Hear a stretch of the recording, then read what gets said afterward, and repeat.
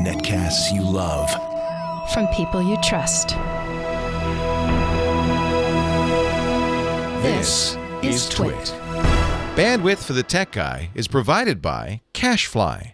CACHEFLY.com. Hi, this is Leo Laporte, and this is my Tech Guy podcast.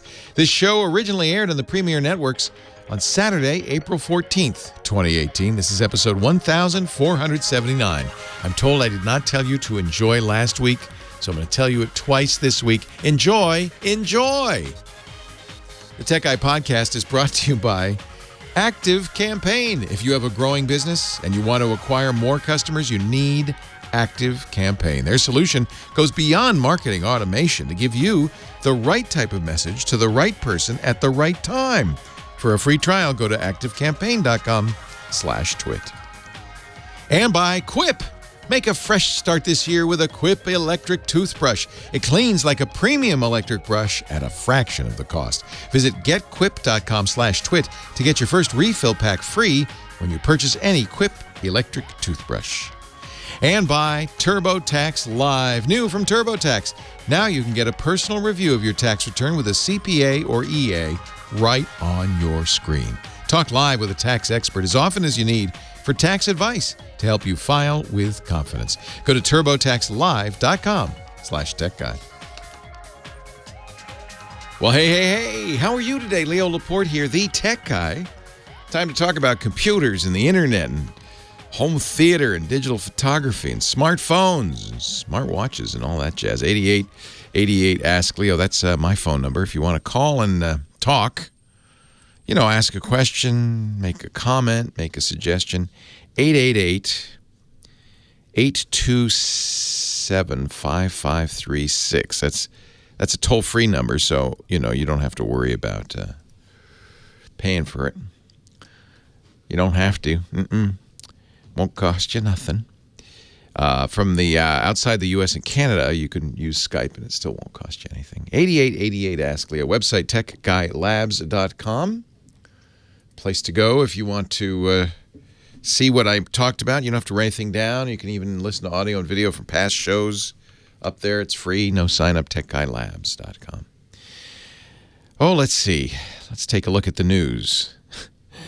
Apple sent a memo out to employees saying stop leaking information, in a memo that was immediately leaked, of course. Because you know how people are in technology, rebellious. You don't ever want to manage a bunch of geeks. No. Tell us what to do, we'll do the opposite.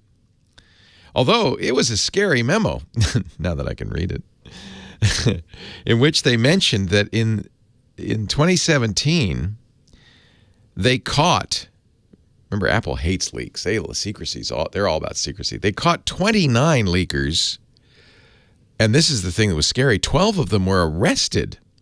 What? Apple said, these people not only lose their jobs, they can face extreme difficulty finding employment elsewhere.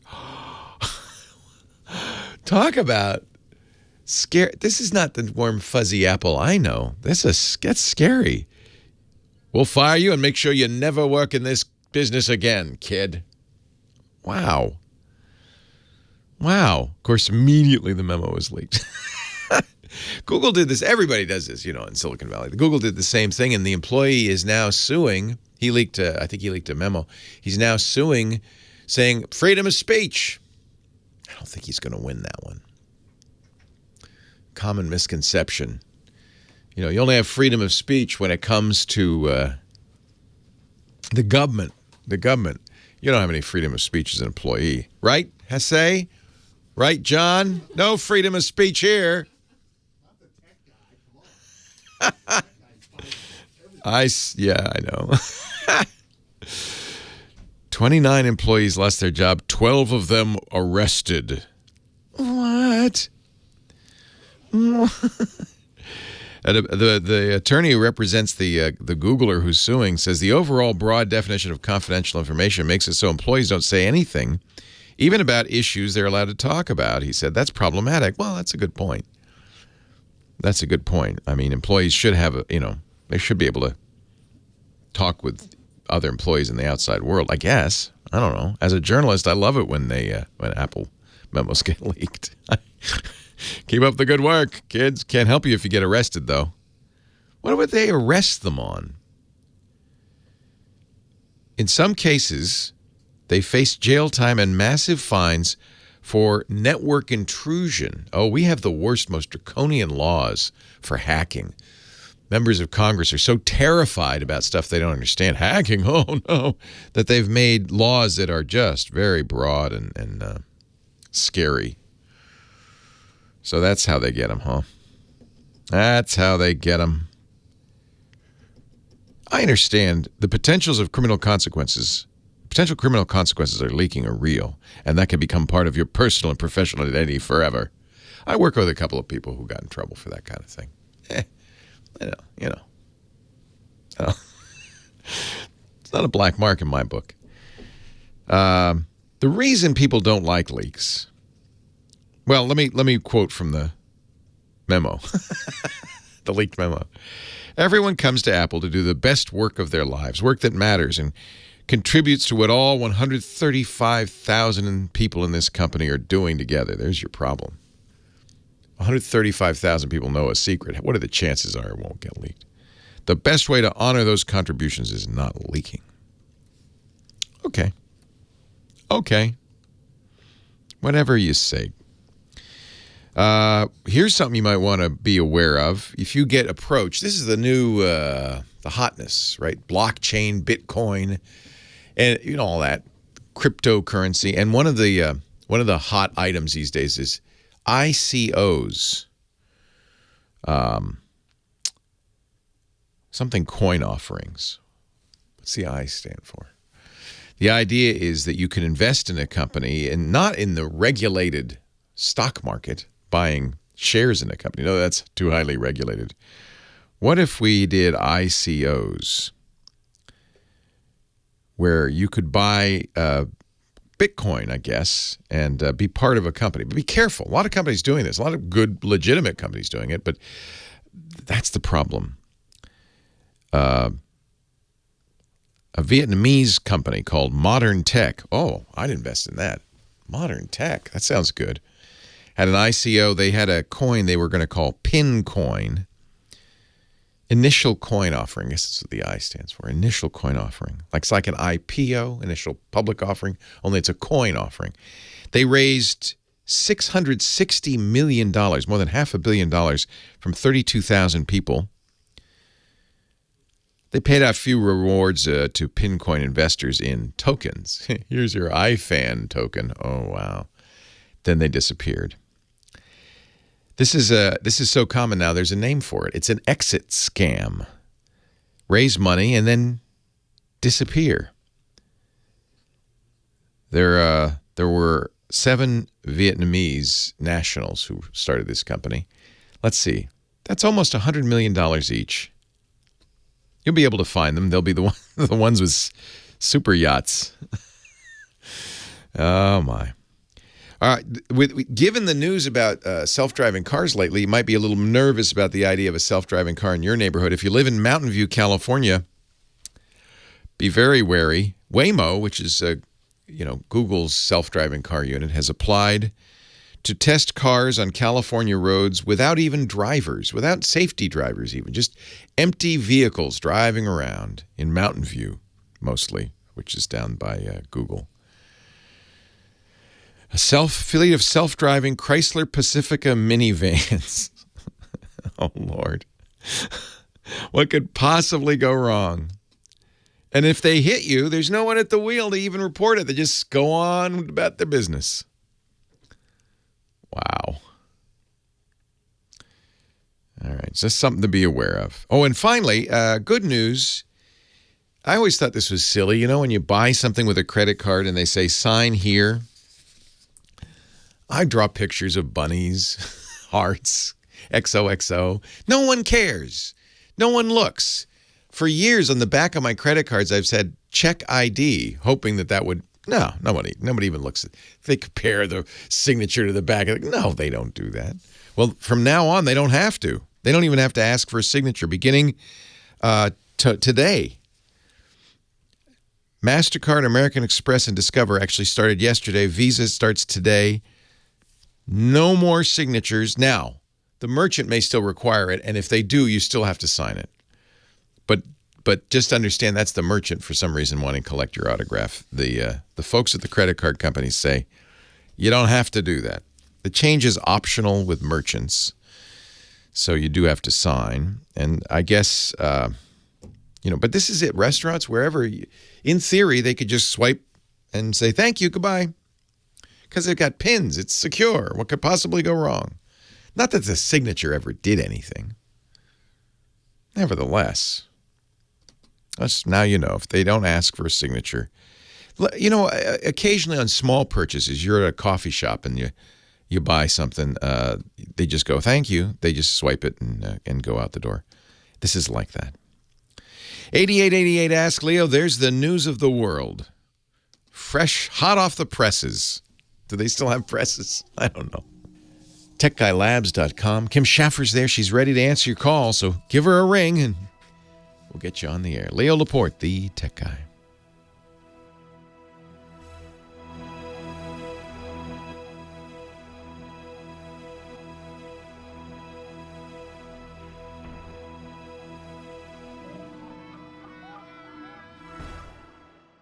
Leo Laporte, the Tech Guy. Oh, man. There she is, Kim Schaffer. What, can I call you the Tech Gal? Sure. Okay. Our Tech Gal, Kim Schaffer here, answering your call. Sometimes I answer the questions before I put them on the air. I know. It happens. I've picked up some knowledge from you over the years. I think that's a great idea. Yeah. Yeah.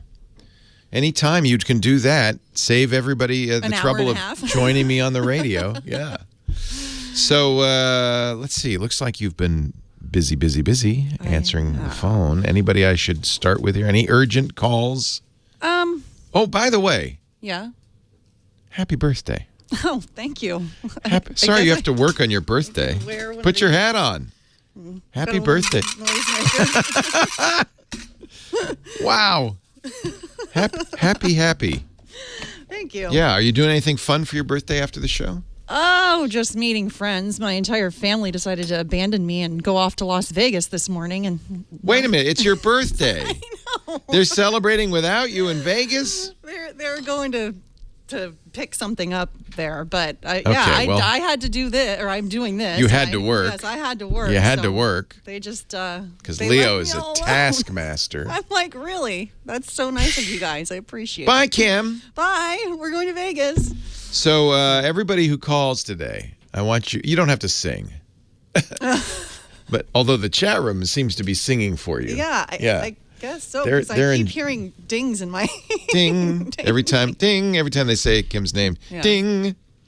So everybody say happy birthday to Kim when you call today. Well, thank you, everybody. Let's give her a special day. Who should I talk to on the phone? We'll go.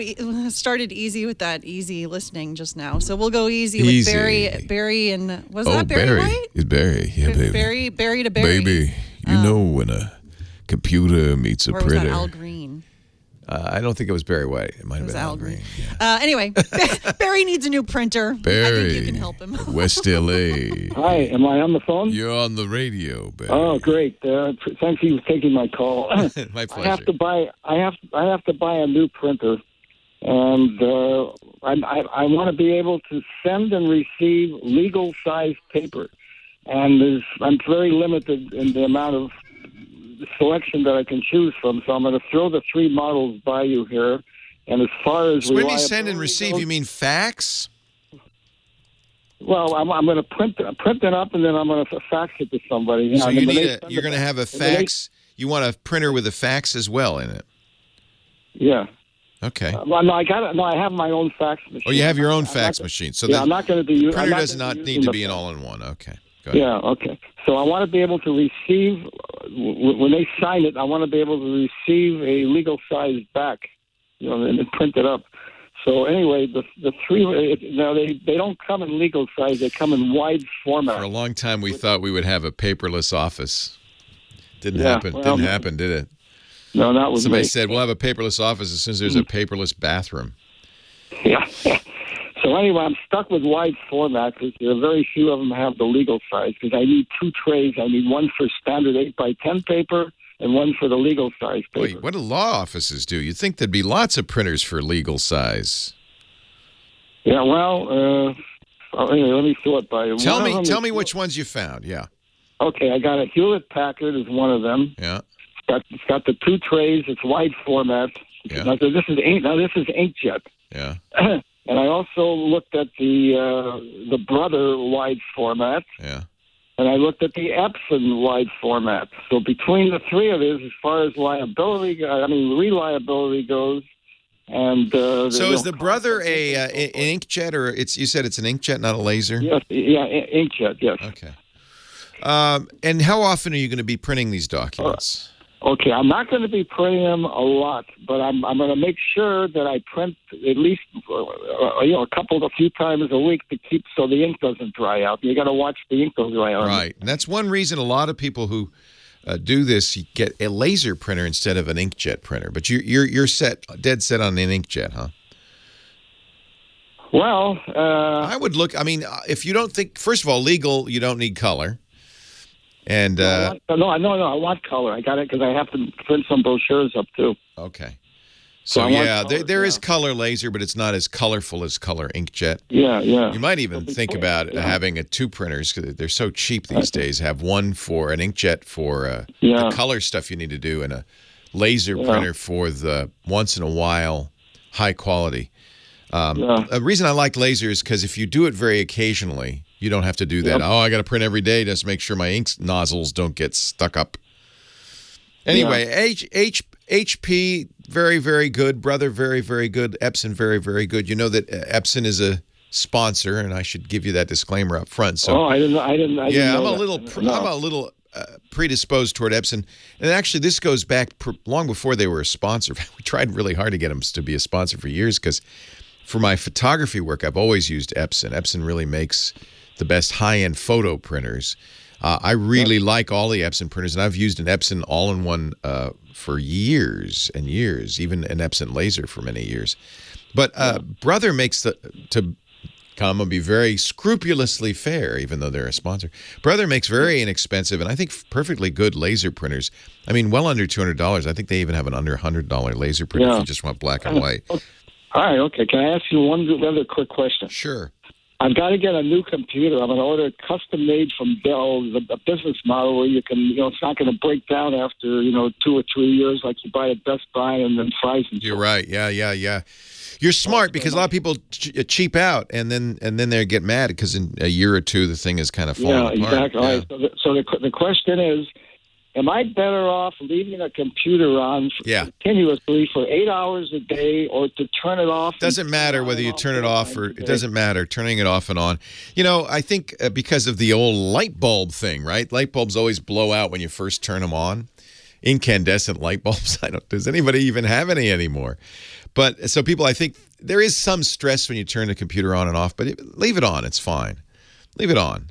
And then when you're not going to use it for an extended period of time, like overnight, it's fine to turn it off. I leave all my computers on. Modern computers these days go to such low power modes when they're sleeping that I don't think it's a big waste of power.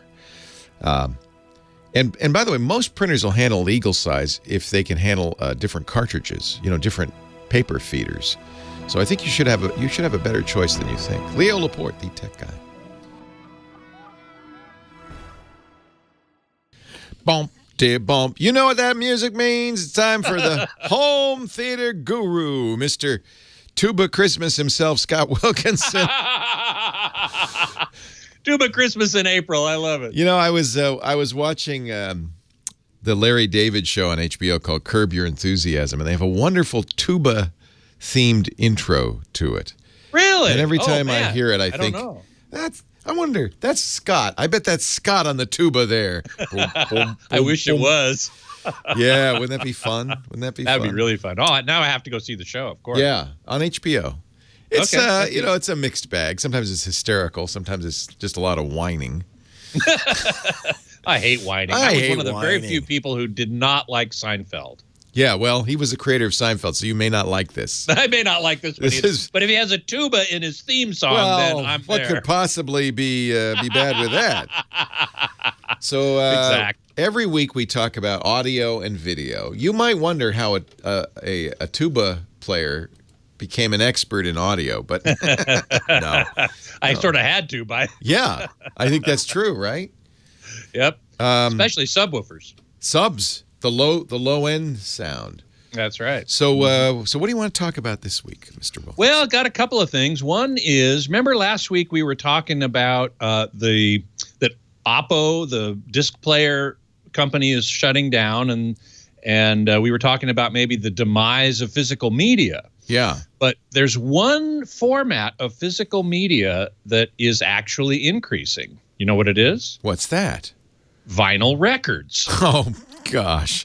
Can you Increasing, but this is why percentage increase isn't that meaningful. When you're practically zero, doubling is not so impactful. Yeah, right. Well, I say we sold 50 records this year. That's twice as many as last year. How big is the market? How many do we know how many vinyl albums? I don't. I mean, I'm sure there is data on that. I don't know what it is. Yeah. The reason I bring it up is that I this week saw a news item that I'm going to be pursuing about a company in Austria who has come up with a new way of making vinyl records. Wait a minute. Holy cow. Yeah. 14.32 million vinyl records sold last year. There you go. 14 million. The year before, 13 million. It's up 9%. Okay, I take it back. It's the 12th. Something to it. The 12th straight year of growth in vinyl album sales. Yep. What? 8.5% of all album sales in 2017 were vinyl. Yeah. What? Yeah. Why? Scott, is this just voodoo? These don't. No. It's not voodoo. It's like the debate between digital imaging and film imaging, or digital audio and analog audio. It's the debate between digital and analog. Some people believe that they can hear a difference, and sometimes when you ask them to describe it, they sort of come up with weird names and words and stuff. It's ineffable in some way, but there are still plenty of people who just swear by it. They just go, you know what? It's amazing. It's analog audio. So yep. No, I think the tech industry's in trouble. It's all over. So people are making turntables and cartridges and is the dishwasher company back in business now? I don't know. I remember that. I remember that. Sure. So did I. Yeah, a little squirt, a little juice on it. It had a little velvety kind of thing, and you clean your album with. Crazy. Mm-hmm. This is one reason why I'm not a vinyl guy. I don't care about vinyl because it's too much trouble. So tell me about this Austrian company now. What are they doing? It's a great company. It's called Rebeat, and their technology is called HD Vinyl. And what they do is they take the audio. They take an audio track. Actually, believe it or not, and this is kind of ironic, it's digital audio, and they create a 3D map of what it would look like in the grooves of a record. And then they laser etch that into a master. And because they do laser etching, they can do one of two things. They can either pack the grooves closer together, making each side longer. Remember how vinyl records are typically, an LP is about 20 minutes on a side? Yeah. They can make it 30 minutes. Okay? Whoa, so they can extend the length. Hey, for some things that's good. Or, and I think this is more important, they can make the grooves wider, which gives them greater dynamic range, greater maximum amplitude, greater signal to noise ratio. Yeah. So they're actually improving the audio characteristics of what's coming off the record. They can also encode up to, and this is of great debate, they can record up to 100 kilohertz sounds. Now, of course, we can't hear anything above 20, and you and I can't hear anything probably above 15. But this whole high-res audio thing, which you and I have talked about many times, it can now be addressed on vinyl records. That's pretty cool. Which is pretty cool. Yeah. Now, they also make a... They also make a stamper. You know, vinyl records are made by making a master and then stamping it into a vinyl blank. Right. Their stamper is made out of ceramic, and so it lasts a lot longer. The 10,000th printing, so to speak, is the same as the first one, whereas a conventional nickel stamper wears down. So the 1,000, it has to change about every 1,000 pressings. So there are a number of advantages here. It's actually pretty cool, and these records will play on any current record player. So, but they're also, this company's planning to make record players that will take more advantage of their technology and improve the sound even more. You could have what would you do to make it different? Well, I think you would change the shape of the stylus for one thing, because the groove shape is a little different now. Right. Here's a trivia question. Yeah. How many grooves are there on each side of a record? I know the answer to this one. There's one on each side. I know. That's right. Yeah. That's right. So, only one. What do they say? Like 12-gram vinyl. You see, sometimes they'll have. It's like 100 12 wouldn't be very much. Well, No, is that no. better? It's heavier, I guess. Yes, it's heavier, more stable. Yeah, absolutely. And do you still put pennies on the arm? No. That's only, you know what that is? That's if you leave the record in the window. This is great. All the lore from my youth is coming back. Yes. If you leave the record in the window, it warps, and it will throw the, if it's warped enough, it'll actually throw the needle off of it. Yep. Like so it's you put surfing. some pennies on it to keep them there. You put some weights on it. I remember that. Yeah. No. Disc washer's out of business, but RCA, which I thought was out of business also, still makes something they call a disc washer. Although, if you read the reviews on Amazon, they say it's not anything like the same disc washer. And then there's people who've put up the secret formula for the D3 solution and the D4 plus solution. Man, I remember that Remember so that? well. You do a little squirt and you brush off the needle and all this. I'm sorry. Do you think digital sounds worse than vinyl? No, I don't. It's there could very well be some difference, intrinsic difference. You know where it would sound worse is on the tuba. Right? No, you can get pretty low frequencies on vinyl. I don't think that's a problem. Okay. What really I don't like about vinyl is the effort it takes. Yeah. But I think that's what people like. It's like smoking a pipe. It gives you a chance to think while you do interact. all. Plus the album art. Okay, the album art's and you really got good. the big thing, and you get a little now playing. My friend has a huge vinyl collection. He's even got a now playing. You know what's playing now? A little tuba music. All right. It sounds like tuba and a hurdy-gurdy. That's the music from Curb Your Enthusiasm. We should make this your theme song, Scott Wilkinson. I think so. Editor I'm liking AVS Forum and a tuba player. He can play anything with wind, I'm told. And he joins us each week. Leo Laporte, the tech guy. More of your calls coming up.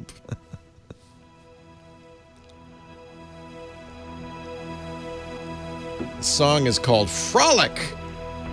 That sounds kind of frolicky.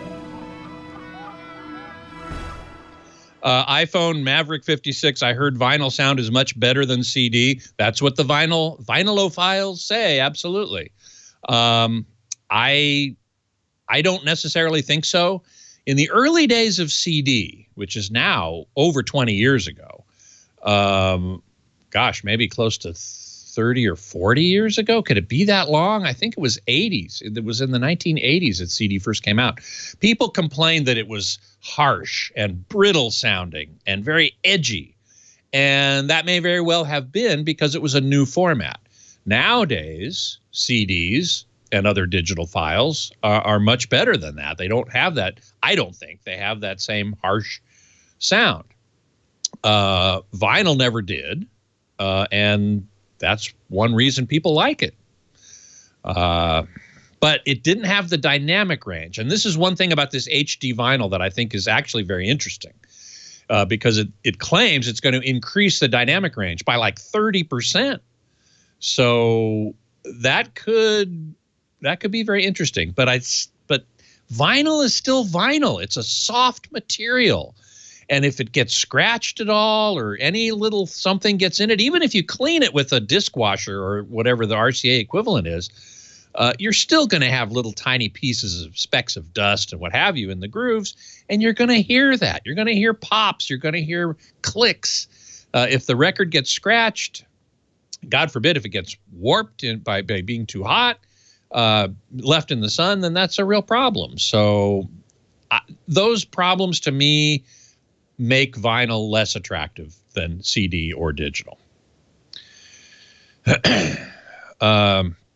Yes, widescreen, John, exactly. When MP3s first became popular, most people encoded at 128, which is terrible, but 320 is the norm. I don't know that 320 is the norm. A lot of people encoded MP3s at like 64, and that really sounds like crap. Keith 512 says vinyl can be hard. Oh, okay, I didn't realize that. Hard for what? You mean hard as a rock hard? Yeah. I was saying that vinyl is very soft, right, and is easily damaged, right, one way or another. And Keith 512 was saying, no, it can be made hard. It can be made hard. Okay, I didn't know that. I really want to get a turntable. I don't know why. The problem is I'd have to get all new music. I think this is a conspiracy by the music industry to get us to buy more copies of the Beatles. Because I bought it on vinyl, again. Then I bought it on 8-track, then I bought it on cassette, then I bought it on CD, then I bought it digitally. Now I'm buying it on vinyl again. Yeah, but 180 gram vinyl. Oh! Can you stick around to the top? Sure. All right. Thank you, Scott.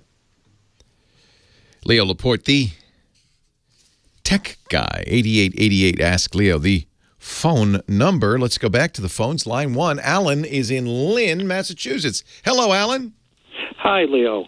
I got a little problem with my Roku box. I want to see if you can help me a bit. What's the problem? The problem is, well, it's a Roku Ultra. Yeah. And, I bought it, and it's been about over a month. And then all of a sudden, I'm like, I'm playing, like, YouTube videos. Yeah. And then all of a sudden, I'm playing a video. And I'll tell you, I was playing the music by Genesis, and all of a sudden, it went fast forward, but the audio stayed normal, and then it died out after 30 seconds. Now, first I thought it probably was just the video, so I tried Amazon, and I was watching an old John Wayne movie. It went into fast forward, and they were talking normal, and it dropped out after about 20 seconds. So you mean the video speeds up? Yeah. But the audio stays the same? Yes. Huh. Now, I've called Roku, and I'll tell you the funny story about their customer service, which doesn't really work. They told me to remove the programs and then re-add them in. So I did that, and it happened again. So I even just did a factory reset. Same thing happened again. So I'm sending them all this information.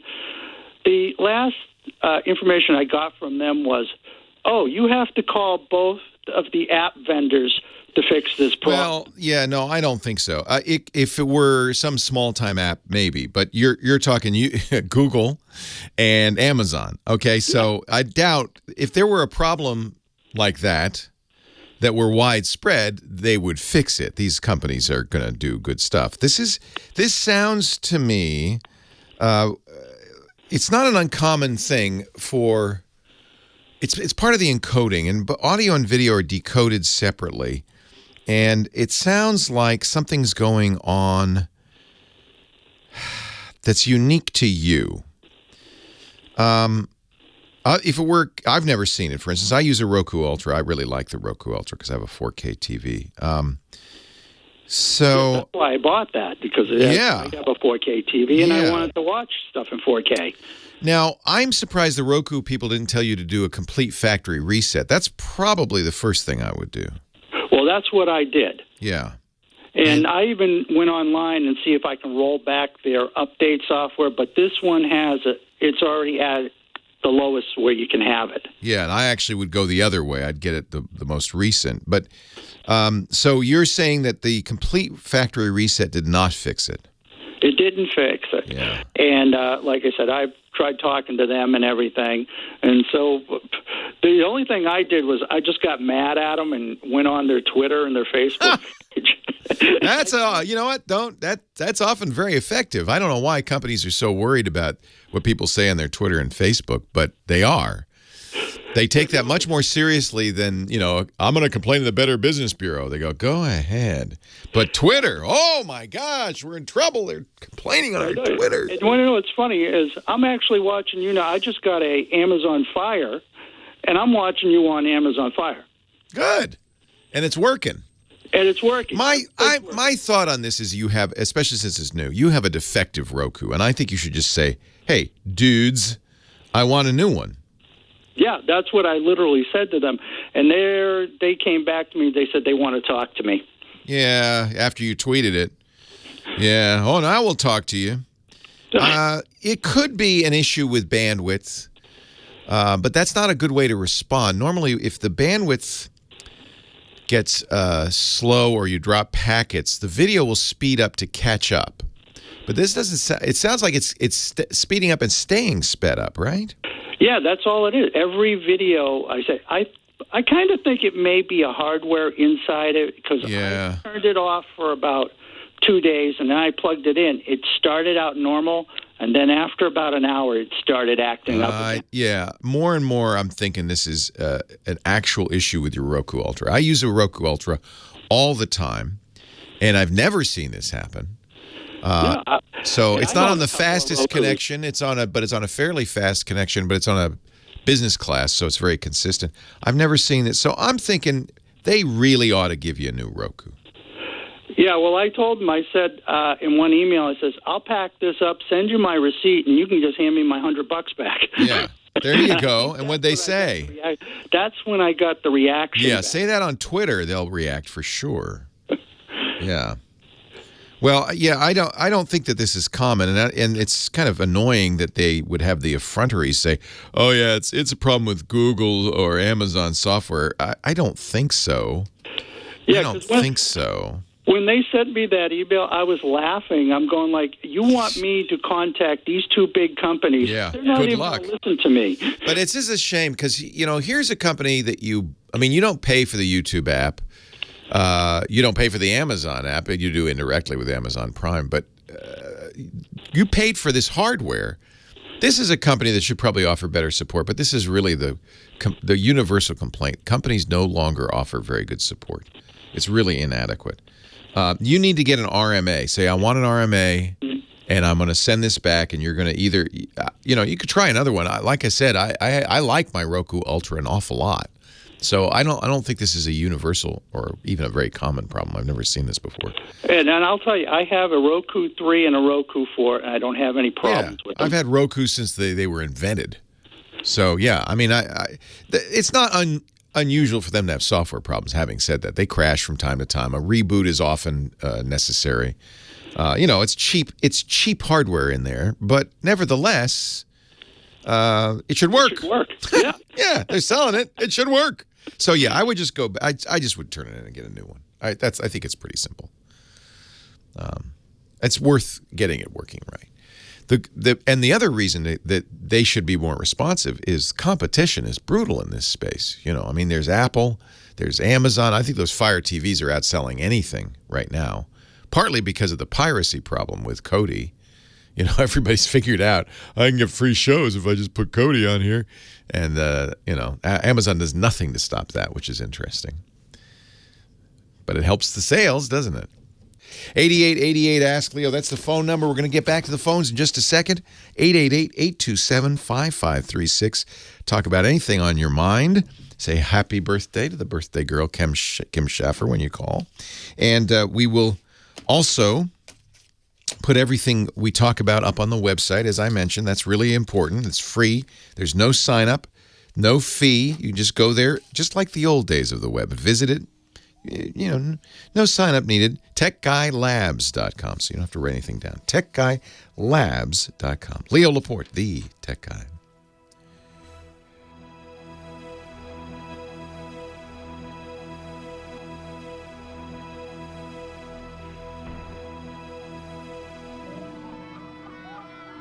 All yours, my friend.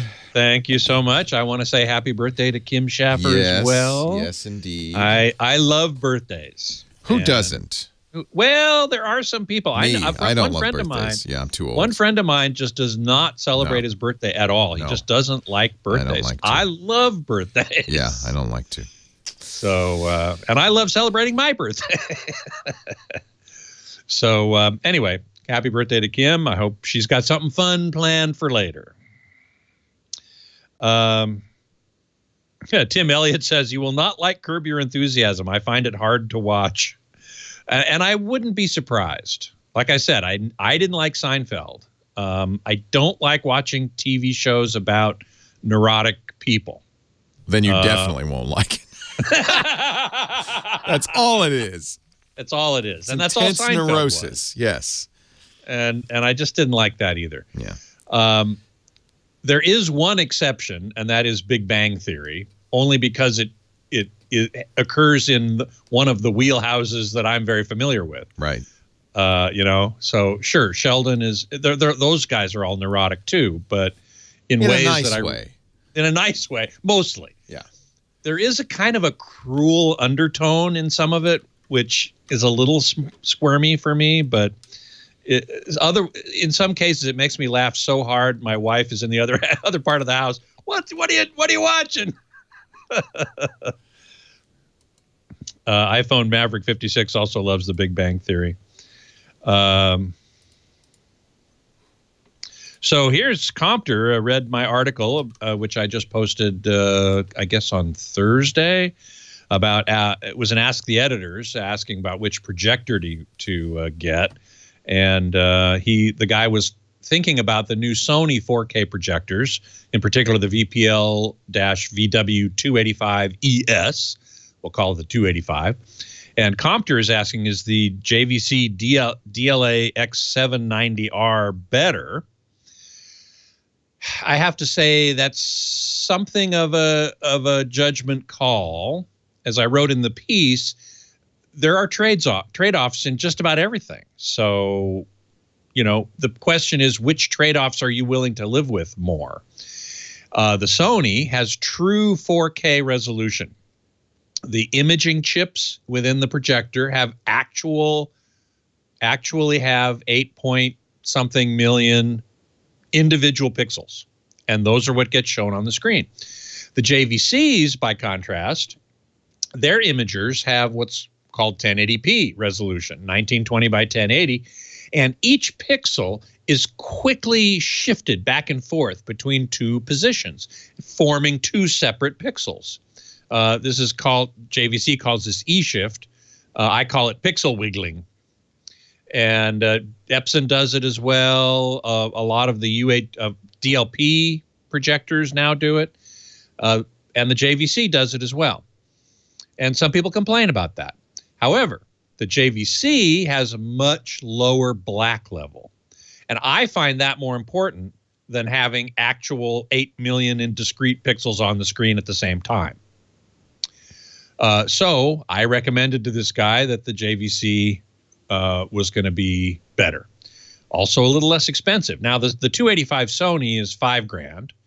The least expensive JVC is $4,000. So yeah, it is less expensive. Not only that, even a bigger problem in my mind is that the Sony, they all have HDMI inputs, of course, because that's how you send the video to them.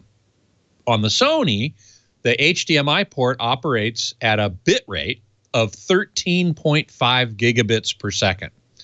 Now, HDMI currently, the maximum rate is 18. And so you might think, well, 13.5 is not that much less than 18, so it should be all right, right? No. For 24 frames per second movies in 4K or UHD with HDR, it works fine. But if you have 4K HDR at 60 frames per second, doesn't work. And this was a big problem with the Apple TV, which converted everything that it played into 4K HDR 60p. And more recently, after the Apple TV was released, Apple TV 4K, I should say, Apple people complained about that. Said, well, why can't the Apple TV just show whatever the source is without converting it? And when it was first released, the Apple couldn't do that. It converted everything. So now there's a setting in there that says play everything in its native format, don't upscale it. And so since almost all movies are 24 frames per second, they can be played on the Sony, no problem. Still in all, I prefer an HDMI port that operates at 18 gigabits per second, the highest possible value, which makes it more obsolescence proof. So that's another reason I prefer the JVC, because all the JVCs, even the least expensive one, the HDMI operates at 18 gigabits per second. So lower black levels, 18 gigabits per second, maybe not quite as sharp 4K as the Sony, but I'll take the lower black levels and the 18 gigabits per second. Thank you very much. Mike Heiss, yes, indeed. HP called this pixel wiggling. They used to do this too in their rear projection TVs, believe it or not, if you can remember those. And they called it wobulation, which is a great word.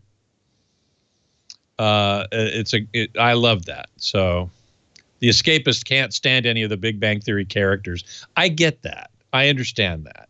I like them only because I recognize them. They are part of the tribe that I was educated in. So now, have you watched Lost in Space? I have not. That was Netflix just coming out. Launched yesterday.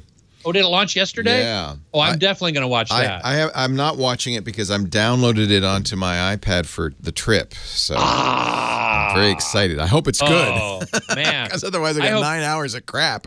But I think it's going to be good. The early review I read said it was pretty good. Yeah. Yeah, I'm excited. I'm looking forward to that. Yeah. No question. That's our era, too. It is. Yeah. It is. I mean, even the 60s Lost in Space was so campy. It was fun. I loved it. I grew up watching that. Yeah, me too. Yeah. I'm looking forward to that. I thought it was dropping next week. Nope, yesterday. It's out now. Okay. Thank you, Scotty. Have a great trip. We'll see you when you get back. All righty. Take care. Well, hey. How are you today? Leo Laporte here, the tech guy. Time to talk about computers and the internet and home theater and digital photography. I give you this list every week because I want to emphasize it's not just about my Windows PC won't boot. It's not just that's the old school way. I've been doing call-in computer technology talks since 1992. And yeah, in the early days when I first started, it was a lot of that. Should I upgrade to Windows for work groups? I have Windows 3.0. I do remember in the mid-'90s, everybody wanted to know. I have, a dial-up they didn't call it internet connection. BBS connection, I guess. I don't know what. And I would like to convert it to get the internet. And there were all these little doohickeys, and I spent a lot of time teaching people how to install, what was that called? It was a little tool that would let you use your modem to dial into the internet. We were just discovering that. That's been a long time now. What is that, 25 years? No, yeah, 25 years? A little more. 26 years? That's kind of hard to believe, isn't it? 26 years in technology is a lifetime. A lifetime. Now, we were talking about Ready Player One, and that takes place 120 years from now, right? So is that right, or is it 2045? No, it's only 20 years from now, isn't it? Yeah, 25 years from now. So imagine that's kind of like the difference between when I started doing this show and now. We've gone from, most people didn't have modems. If you had a computer, it really wasn't connected to anything. If you were really advanced in the early 90s, maybe you were getting CompuServe or Genie or AOL, and you might be getting, chat rooms and mail from those. Was AOL around? Maybe not even by then. It was early days, very primitive. Certainly, the idea of augmented reality or virtual reality was a distant science fiction dream. Might still be. You might make the case it still is. Self-driving cars, no, we weren't even. That wasn't even on the radar. Even GPS wasn't around. I mean, that was the idea that you could you'd get a map in your car that was updating. Wow, that was wild. We were, in the 90s, we were still going and buying those Thomas guides, those big maps that covered the whole city, right? And you'd find out what grid the address was on, and then you'd have to page 37 and grid G52, and you'd figure out how to get there from that. We've come a long way, baby. And I don't know, though, if we'll get to the Ready Player One universe in 25 years. I don't think so. I hope not, because it's actually pretty grim. It's a pretty grim environment. 8888 Ask Leo, the phone number. Let's go back to the phones. Enough reminiscing. Enough memory lane. Let's say hi to Marta in Southern California. Hi, Marta. Hi, Leo. I have been looking for talking to you. I am not a tech nerd, but I love your voice, and you make your show is so entertaining. Thank you. Marta, you keep listening, you might turn into a nerd. Be careful. Well, I'm calling because I'm in trouble. Uh-oh. I really love my father-in-law. Yeah. And he's a wonderful man. But I hear a but coming, but.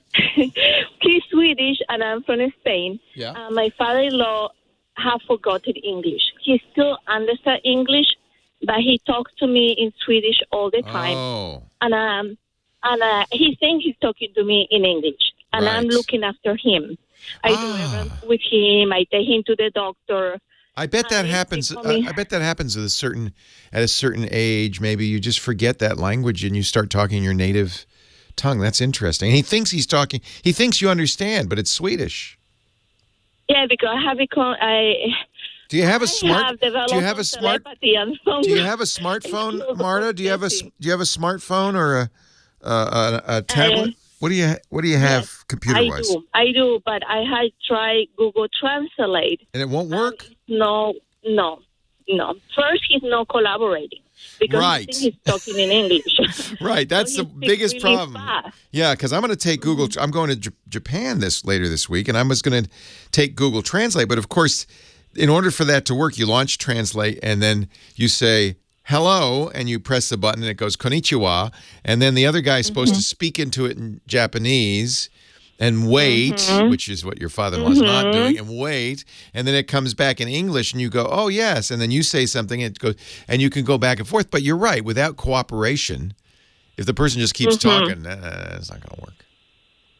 Yeah, I was wondering if something else... That's the best. Like I can hang up on top of him. Yeah. And that as he talks, it translates fast. That's I mean, if you think, I know, if you think about it, that's the fastest thing out there. It takes a little time. I know. Let me ask the chat room. Anybody know anything faster than Google Translate? That seems like that's got the power of Google behind it. Do you use Google Translate in other contexts? No. You've used the new conversation mode, right?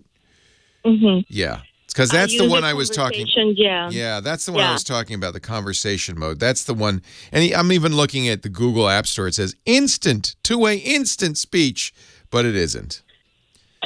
Well, you could. Exactly. It's not instant. No. So. And sometimes I have get him. I say, okay, say me this word again, and it will not translate. I don't know if he's not understanding him because he's not pronouncing clearly. But no, it's not being effective enough. Well, I mean, I think Google's is the fastest, and I understand it's not fast, but I mean, it's fast considering what it's doing. It has to take the Swedish, send it up to the server, translate it into English, send it back down to your phone, and then tell you.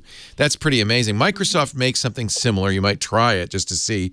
They have a conversation thing, and Microsoft built this into Skype, so they also have a lot of data on this. So I would take a look at Microsoft. It's called Microsoft Translator, very similar to Google Translate. Now, do that also need the internet? Because when I'm in his home, his internet works terribly. Yes, that's another problem. It does. All of these solutions need it because in order for it to work, they can't keep it all on the phone. There's a lot of computation that goes on. There are some offline translators. The chat room, Minnie Moose in the chat room says ILI is a offline. IAMILI.com. IAMILI.com. It says the world's fastest offline translator. Oh, but you have to buy that one. It's $199. No, I'm willing to do whenever. Yeah, but I don't know if it's. Say that again. It's IAMILI. IAMILI. Oh, I've seen people use this. It does it. It says it's fast, as little as 0.2 seconds, and because it's not on the internet, it might in fact be faster. Now, right now it's a wait list. They're going to restart again in about a week. What happens with a lot of these smaller companies is they wait till they get a certain number of orders, then they manufacture it all in a bunch. But what this sounds like, it's exactly what you want. And that is the name of the company? ILI. The name of the ILI. And the website is IAMILI. There's also user 3405 in the chat room tells me that if you look in the settings for Google Translate, you can download offline translation files. That might speed things up. If you downloaded Swedish, that might, because then it would have to go out to the internet. That's probably the biggest slowdown. So try that first. You can do that right now. ILI doesn't unfortunately do Swedish. Rats. Leo Laporte, the tech guy. It translates from English to Spanish, Japanese, or Mandarin. Shoot. The ILI would be perfect though for Japan or China. Our show today brought to you by Active Campaign. If you are in business, you know that probably the number one way to stay in touch with customers and to keep them happy is with email newsletters. Active Campaign is a great way to keep your growing business growing, to close more sales. It's much more than marketing automation. Active Campaign gets the right type of message to the right person at the right time. So if you've been sending blast emails, don't do that. With their smart tools, you can dynamically show different content in the messages depending on what you know about your contact information, interactions from the past, social data, interests. That makes those messages so much more effective. You can even send personalized messages when they're on your website, not just in the email inbox or even out and about on a mobile device. Design eye-catching campaigns with a drag-and-drop campaign builder. Maximize engagement with advanced split testing. We often talk about A/B testing. This is ABCDE testing, as you can have up to 5 different versions and see which exact content, layout, and settings your subscribers respond to.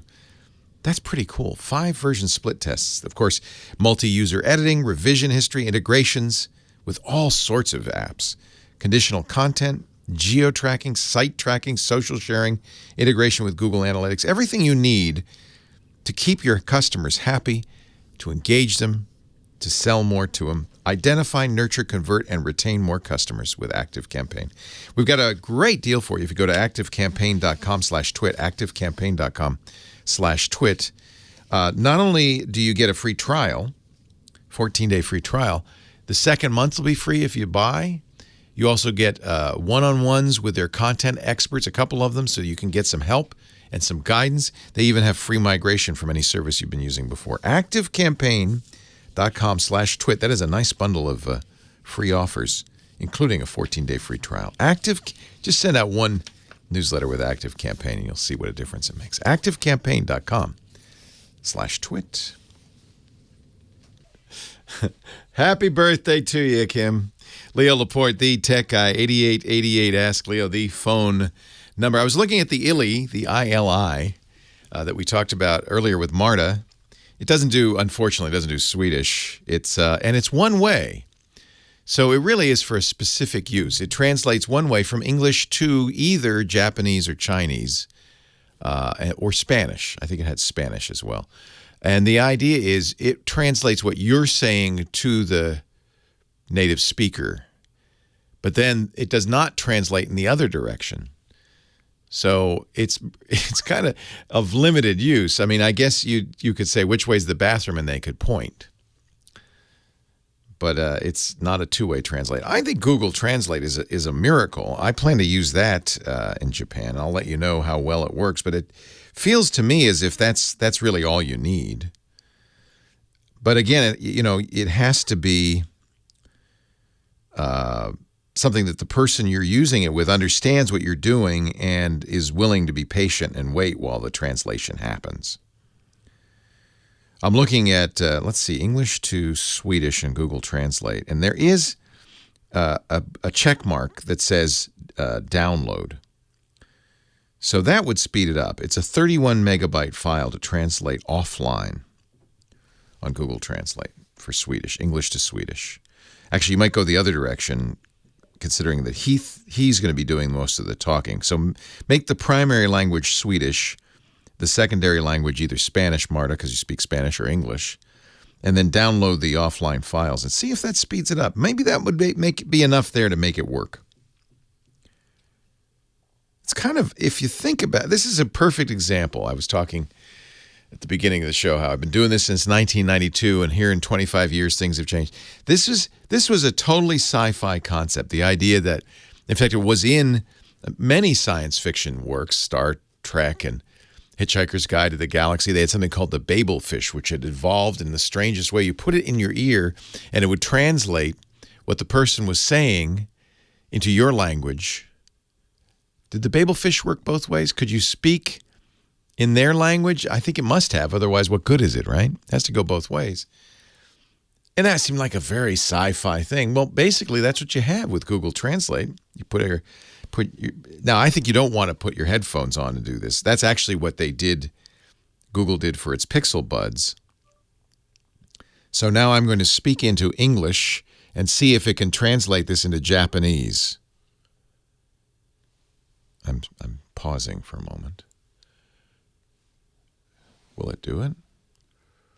It didn't do it. So much for that. I'll have to work out the kinks before.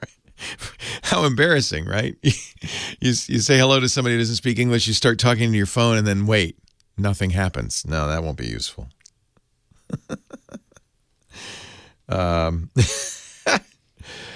But it's still, if it works at all, kind of sci-fi, right? Kind of amazing.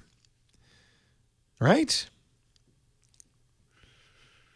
8888 ask Leo. If you have a better solution, let me know. Maybe there is something better. You never know out there.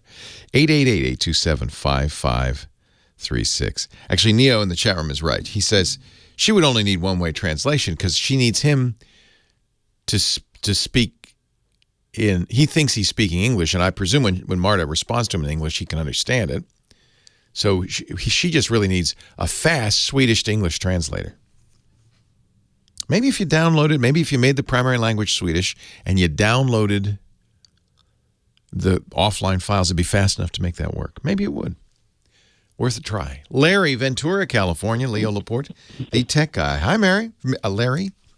I need a translator. Yeah, hi, Leo. Welcome. I haven't talked to you since the screensavers.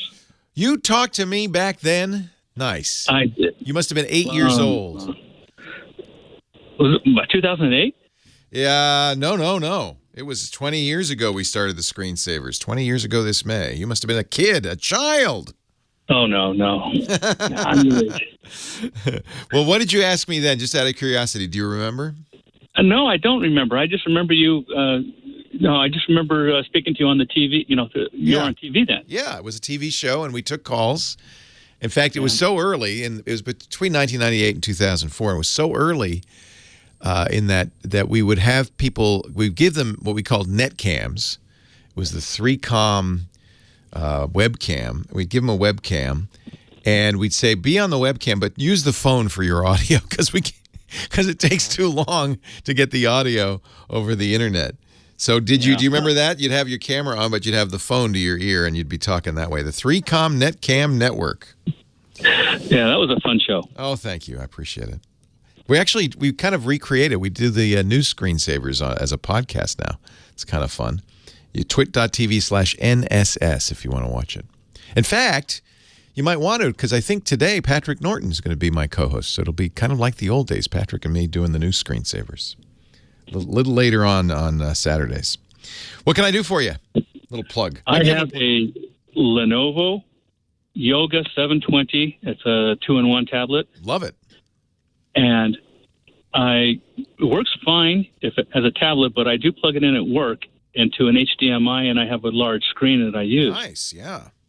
It does not show the bottom right of the screen. This is Windows 10, but it doesn't show the start menu. For instance, I can hit the start button, and I can't restart, or I can't make any changes down in that corner over there because it's all flickering. Yeah. So you're putting it on a television, not a computer monitor. No. You're putting it on a computer monitor? Yeah, it's an Asus 27, and okay. I don't know what the other one is. It should work fine. You want to look in the what almost certainly is the case is that the I'm going to put it in air quotes. The monitor quote driver is wrong. You need to have a monitor driver for that monitor on the Asus. I'm sorry, on the Lenovo, because it tells it things like what the refresh is, what the resolution is. And if it's not an exact match, if it's using a generic driver, which it probably is, it's just not showing you the whole screen. So that's something that's fairly easy to fix. You go to the Asus website, download again, I put it in quotes because if you look at the driver, it's just a text file that says, here's what I can do. But Windows is smart enough to say, oh, all right. There may also be a setting, sometimes there is on larger monitors, you should check in the menu on the monitor for underscan. So there's, in TV lingo, there's overscan and underscan, which means that there's part of the screen that can be off screen with overscan. So you want to underscan it so that you get the whole screen. So you might be able to do that with a setting in the monitor. But best bet would be to actually get the quote driver for that particular display. And I think that would fix the problem. So how would that work if I have two different monitors, one at work and one at home? Well, it queries the monitor. It says, who are you? And then it says, I'm Asus. Oh, okay, I'll use that driver. Okay. Yeah. Okay. If it, for some reason, normally what Windows would do is just download it. But for some reason, it didn't.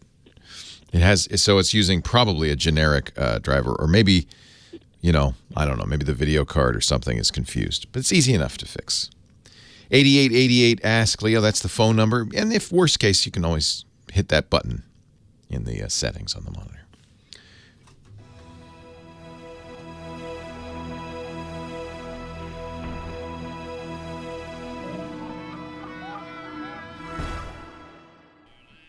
He's been everywhere, man. He's Johnny Jet. He is our travel guru, helps us use technology to travel better. JohnnyJet.com, and he joins us every week. Hello, Johnny. Hello, Leo. I'm getting ready to travel. I know you are. I'm very jealous of your trip to Japan.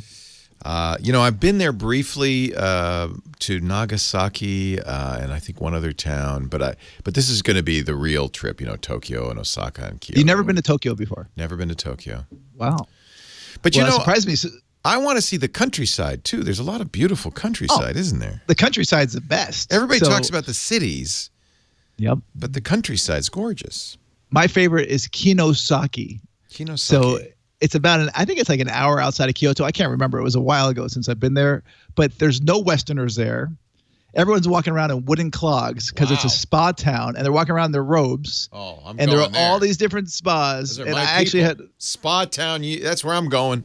But you got to be naked in these things, and there's some co-ed, and so got to make sure in advance. And I was staying in this ryokan, which is a traditional hotel where you're sleeping on the floor on a little tatami mat. Yeah. And it was I was like, what? You have to go down the hall to use the bathroom. It was one of the best experiences of my life. At first, I was skeptical. Yeah. But in this one nervous. ryokan, they have a spa and there's a tradition. So you need to read up on like how to wash yourself before you go in because there's a lot of different you got rules to do the traditions and stuff. right. Yeah. Yeah, but one time I went in. So I went in the first day and I did it, and the next day I went down and went into the same one. And all of a sudden I'm in there, scrubbing myself on a little stool, and a woman rolls in and screams, and I'm like, oh my God, she just went into the wrong one. But it turns out that because I was in this hotel, this Ryokan, and one of the spas is nicer, every day they switch it, and I didn't see. I can't read Japanese, so I went into the women's room. And you're really encouraging me to do this. It was oh boy. It was an experience I won't forget. Oh boy. But by the way, so what's I heard your last segment a little bit that you're looking for translations, and I figure you're going to use Google Translate. Yeah, I'm not, but a caller was looking for a translator from Swedish to English. I'm pretty happy with Google Translate, but I don't know how much am I going to need that. You're not, well, especially you're going with Talk and they have guides. You're not going to need it at all. Yeah. I mean, they're going to. I've never used it in Japan, although there are times that I probably could have. But if you're with a guide, you don't need to. But I did just quickly look up some other another translation. It's called itranslatevoice.com. Okay. And so it's mixed reviews on here. So it says 4 stars in Google Play and I think it was iOS, but. I was reading some of the comments. Some are like, "Oh, it's not good," but anyway, I'd love to see your opinion. But you can translate 40 languages. It's instant, and it looked. And I watched the video online, and they had Lost in Translation, but their tagline was, and they had their video was the same look and feel as the movie Lost in Translation. Yeah. But it said, "Don't get lost." Yeah. It was I thought that was pretty clever. Nice. It is really remarkable. This software is just remarkable that we can use software that will near real time translate, and it does. My experience has been it does a pretty good job, and it's getting better all the time. At first, translations were goofy. Yeah, but now they're pretty darn good. It's changed in the world. 15 years ago or 10 years ago, I was in China, and the taxi driver dropped me off at the wrong train station. I was late for a flight, and the only way I could communicate was putting my hands up like wings, saying, "I need to go to the airport." He's like, "Ah," and I used to carry a book. Yeah, phrase book. You would have to carry the little Berlitz phrase book. And I would just point. Yeah. Well, no, not even phrases. And have pictures. Pictures. It was only pictures, and I would point to what I needed. That works. And there's apps like that do that as well. Nice. So, but I mean, you're going to have the best time. It's going to be fun. By the way, what cell phone plan are you using, or are you planning? Oh, I'm set on that. So a couple of things. Yeah, in fact, I did a little research. Apparently, Wi-Fi is expensive and not as widespread in Japan as it is here in the U.S. We're all T-Mobile, so we get unlimited slow internet. I'm on Google Fi, which has a similar thing. But I bought a device, a MiFi Puck, that will let you get Wi-Fi everywhere. Right. It's called Skyroam. Are you familiar with that? I don't know Skyroam, but I've used MiFi's before. So Skyroam, it's called the Skyroam Solus. I will come back and give you a review, but $8 a day for unlimited up to 5 devices. So that's, of course, a lot less expensive. Plus, it's high speed. It's 4G LTE. It has 16-hour battery life, which is important because I've had a MiFi before that dies after 5 or 6. That's kind of frustrating. Right. So what I'll do is the buses will have electrical outlets. Okay, but what I'll do is I will have, we're going with our 15-year-old. So Lisa and I and Michael will all be tuned into I'll turn off data roaming on all the phones and tablets.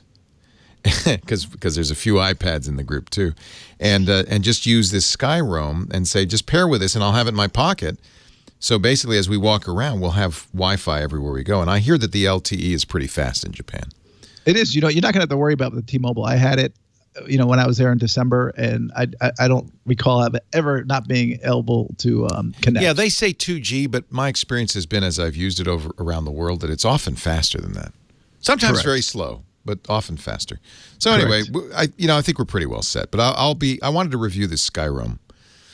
You can rent the device or buy it. I bought it $149, and then you buy day passes, which is you use a day pass. It's $8 a day, $8 or $9 a day, depending on when you buy it. It'll be interesting to see how that goes. And did you buy travel insurance? Of course. Your travel agent usually. Jane always goes to Allianz. I know. She did go to Allianz. Okay, yeah. good. That is one of my sponsors. But even if you do the others, it's good. It's good to get it. Protected. But make sure, since you do have Allianz, make sure you download their app, Travel Smart, because what's good about their app is that it will show you which emergency services or the medical providers, which hospitals to go to. Also, if you get sick, you could contact them directly, although you're going to be with talk, so you're not going to need to worry about that.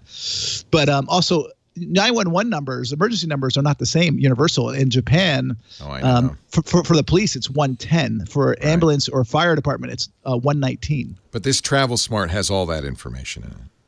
It does, but it's always good before you go to whatever country you go to, find out what the emergency are, and just have them handy in your phone. Yeah. And that way, or just have them handy in your head. Well, we do have a few days on our own, where we're not protected by a tour guide. So probably good to have all that stuff. Yes. And I mentioned right before we went on the radio that get these fries. They're my favorite treat. You get them at the airport, apparently. At the airport. Potato Farm, they're called. Potato Farm. But they're like In-N-Out French fries, but crispy. We've been subscribing for some time to a Japanese monthly snack box that has the weirdest Japanese snacks. This is for Michael. He's kind of one of the reasons we're going to Japan. He's fascinated with manga, so he and his friends eat these weird snacks. Like red bean and stuff. Well, I'm not into that. Something are weird. I wish we would get these. What is it? Potato Farm fries. I wish we'd get those. Yeah. So, but I only find them in the airport. Whenever I go to a store in the city, they're like, I don't know. Don't know what you're talking about. Yeah. But they go off like hotcakes in the airport. People are buying 5 boxes, and they usually have a minimum. A maximum. You can't only buy 5. So I've got Travel Smart on here. You got a website or an app or anything else I should know about? I have another app called Brightly. Brightly. So yeah, I've had it in my notes for a while to tell you about it. So I usually use Adobe Photoshop or Snapseed when I'm brightening up my photos, because everyone on Instagram is always touching up their photos, and you can do it in the app as well. Yeah. But Brightly, it does a good job just brightening them up, because you could be taking a dark photo and you're like, oh, this photo's no good. You delete it. Don't delete it. At least try it with this app. It used to be free. They're now charging $2.99. But that's not bad. Not bad. I find Snapseed very difficult to use. I mean, do you use Snapseed at all? Yeah.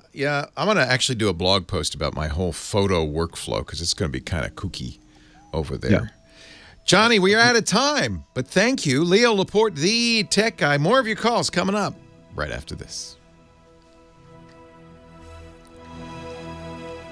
Right. We're missing the cherry blossoms. I'm sad to say it was early this year, and it's already over everywhere we're going. So that's too bad. Yeah, I know. I'm disappointed. Tauk only does this for 2 weeks in April, but apparently they're going to have to move their dates because they're missing the cherry blossoms. Was it for the cherry blossoms? Well, I figure if they only do two trips a year in the spring, it must be they're trying to hit the Sakura Festival. You can buy Potato Farm Japanese snacks on eBay.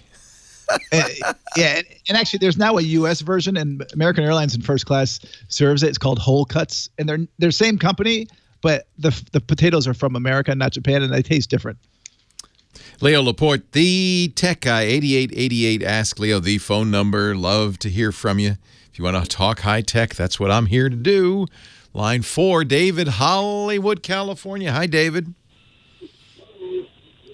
Come on over to the phone, David. You're on the air. He's been on hold for a while, so I wouldn't be surprised if he's drifted off. I hear myself in the background. Are you calling David? Yeah, it's you. Welcome. Okay, thank you, Leo. Yeah, thanks for your patience. I'm sorry to keep you on hold for so long. Oh, it was quite charming, delightful to hear about your plans to go to Japan. And my wife is Japanese, so I've been there. Oh, neat. Oh, I'm jealous. Yeah. Yeah. So Tokyo, it's a city that personally, I'm in love with, and there's so many things to do over there. You will enjoy being 404 some floors up in the sky when the sky tree towers. Yeah, we're going on that. That's brand new. Yeah, I can't wait to see that. That's amazing. Yeah. Oh, yeah. It's just incredible. I mean, to be 400 and some floors up in the air, it's unbelievable. Wow. No, you'll enjoy it very much. I can tell you a lot about it. And one place you need to go and see the sakura I think we missed it. Unfortunately, we're a little late. I was looking at the Sakura prediction, and the blossoms have all fallen from the trees. No, that's not true. Good. Last year I went about this time, and you know where I found them? Takayama, because it's high altitude, so the flowers have more time to enjoy the blooming and all that. Well, maybe they'll take us up into the mountains. That would be great. No, that place, Takayama, you need to go. It's beautiful.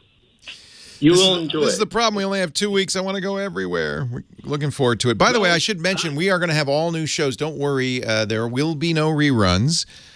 We've pre-recorded a couple of weekends worth of shows, and Rich DeMuro from KTLA will be filling in for me in 2 weeks. So I know you love him, and he will be doing the Tech Guy Show in a couple of weeks. So don't worry. No reruns for you, nothing but new stuff. What can I do for you, my friend? I appreciate your info.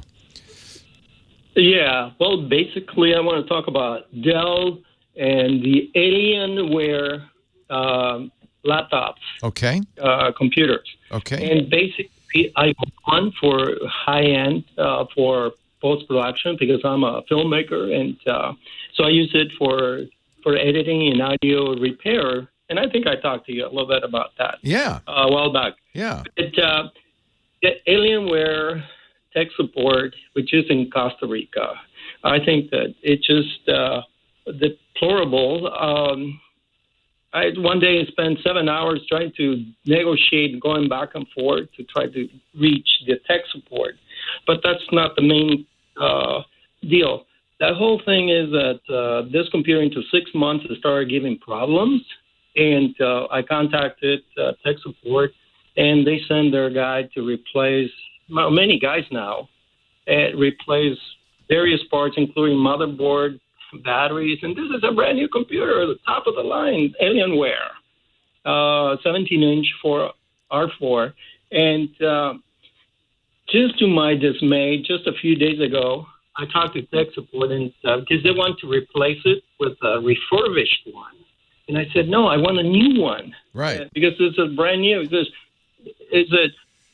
listen, all the parts that we have replaced on that computer are used for what they call, quote unquote, refurbished. Yeah, that's a practice of a lot of. They're not allowed to sell as new a computer with refurbished parts, but when you have warranty repairs, that's very common. And the reason is they get whole computers back that are fine in every respect except for maybe the screen's bad or whatever, and they will just reuse those parts. I know it'd be ideal to have them use new parts, but it's not at all an uncommon practice. Oh, so it's a common practice. Yeah. I was shocked, and I thought it was it would be illegal. It would be illegal for them to sell as new a computer with refurbished parts. So if you think that that's happening, you should then contact the PUC or whoever it is, the Consumer Protection. I don't know if we have any anymore, but if we had any consumer protection, I would contact them.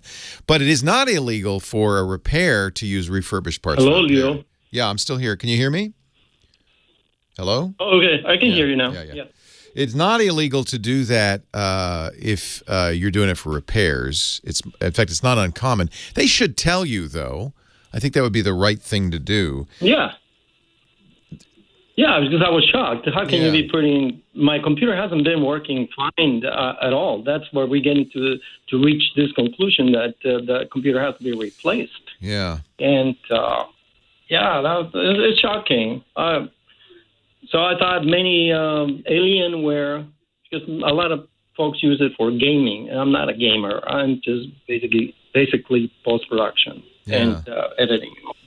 We use Dell workstations for we have 8 edit stations for our podcast network, and have used Dell Precision workstations for all of that. And as far as I know, they've been extremely reliable. So I can't speak to Alienware. Okay. That was a gaming brand that Dell acquired some years ago. Those are definitely Dell.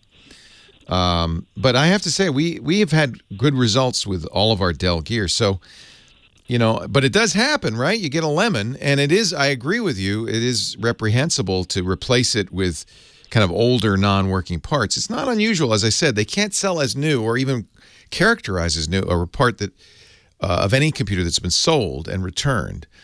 In fact, it's a good way. Dell has a whole outlet store. It's a good way to get good deals on Dell computers. Go to the outlet store, because most of the time those are brand new computers that were purchased, opened, and returned quickly because it wasn't right or whatever.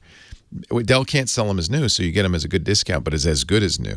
However, obviously, if you're having a lot of trouble getting this computer fixed, and one of the problems is that they're not using new parts in there, yeah, that's not right. I have no fix for you. I haven't had any trouble with that myself, and we use a lot of Dell gear, but that's not right. I wonder if that's unique to the Alienware line, or if they do it.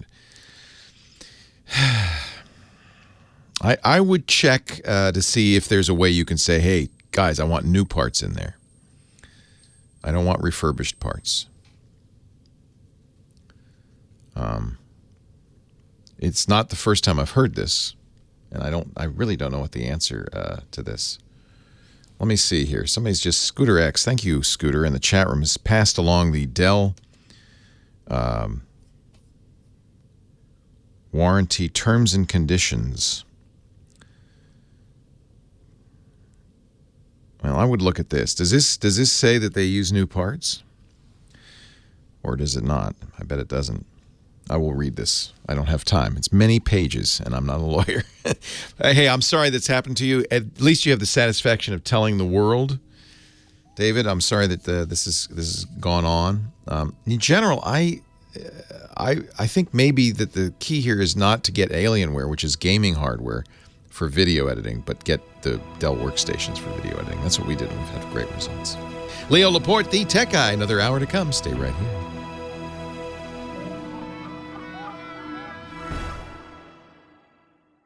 Hey, a quick mention of our sponsor for the podcast today.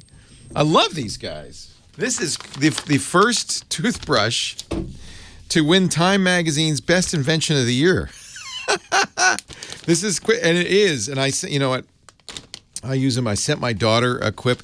She said, I was so pleased. My daughter's 26. She said, Dad, I think it's time. I'm ready for an electric toothbrush. I said, honey, I got you covered. And I got her the Quip, and she loves it. The Quip is a better electric toothbrush. First of all, really affordable. It does everything you need. In fact, it's a beautifully designed electric toothbrush. I love the way that you can take the Quip little holder. See how compact it is? And it's got a adhesive patch on the back. You put that right on your mirror, put the Quip there, and you're ready to go. You won't forget to brush your teeth.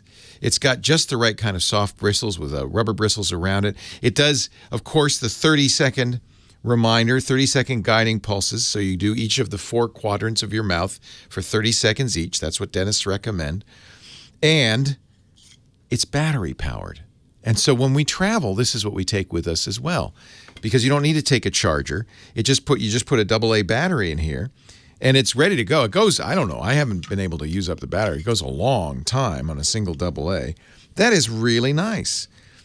And because the thing that cleans your mouth should always be clean, Quip's subscription plan refreshes your brush on a dentist-recommended schedule, delivering new brush heads every 3 months, just $5 for the brush heads, plus free shipping worldwide. No chargers, no wires. Quip is compact, it's light. It's a great travel toothbrush. We keep extra ones in the house for when kids come over. They always forget their toothbrushes when they come for sleepovers. We're ready.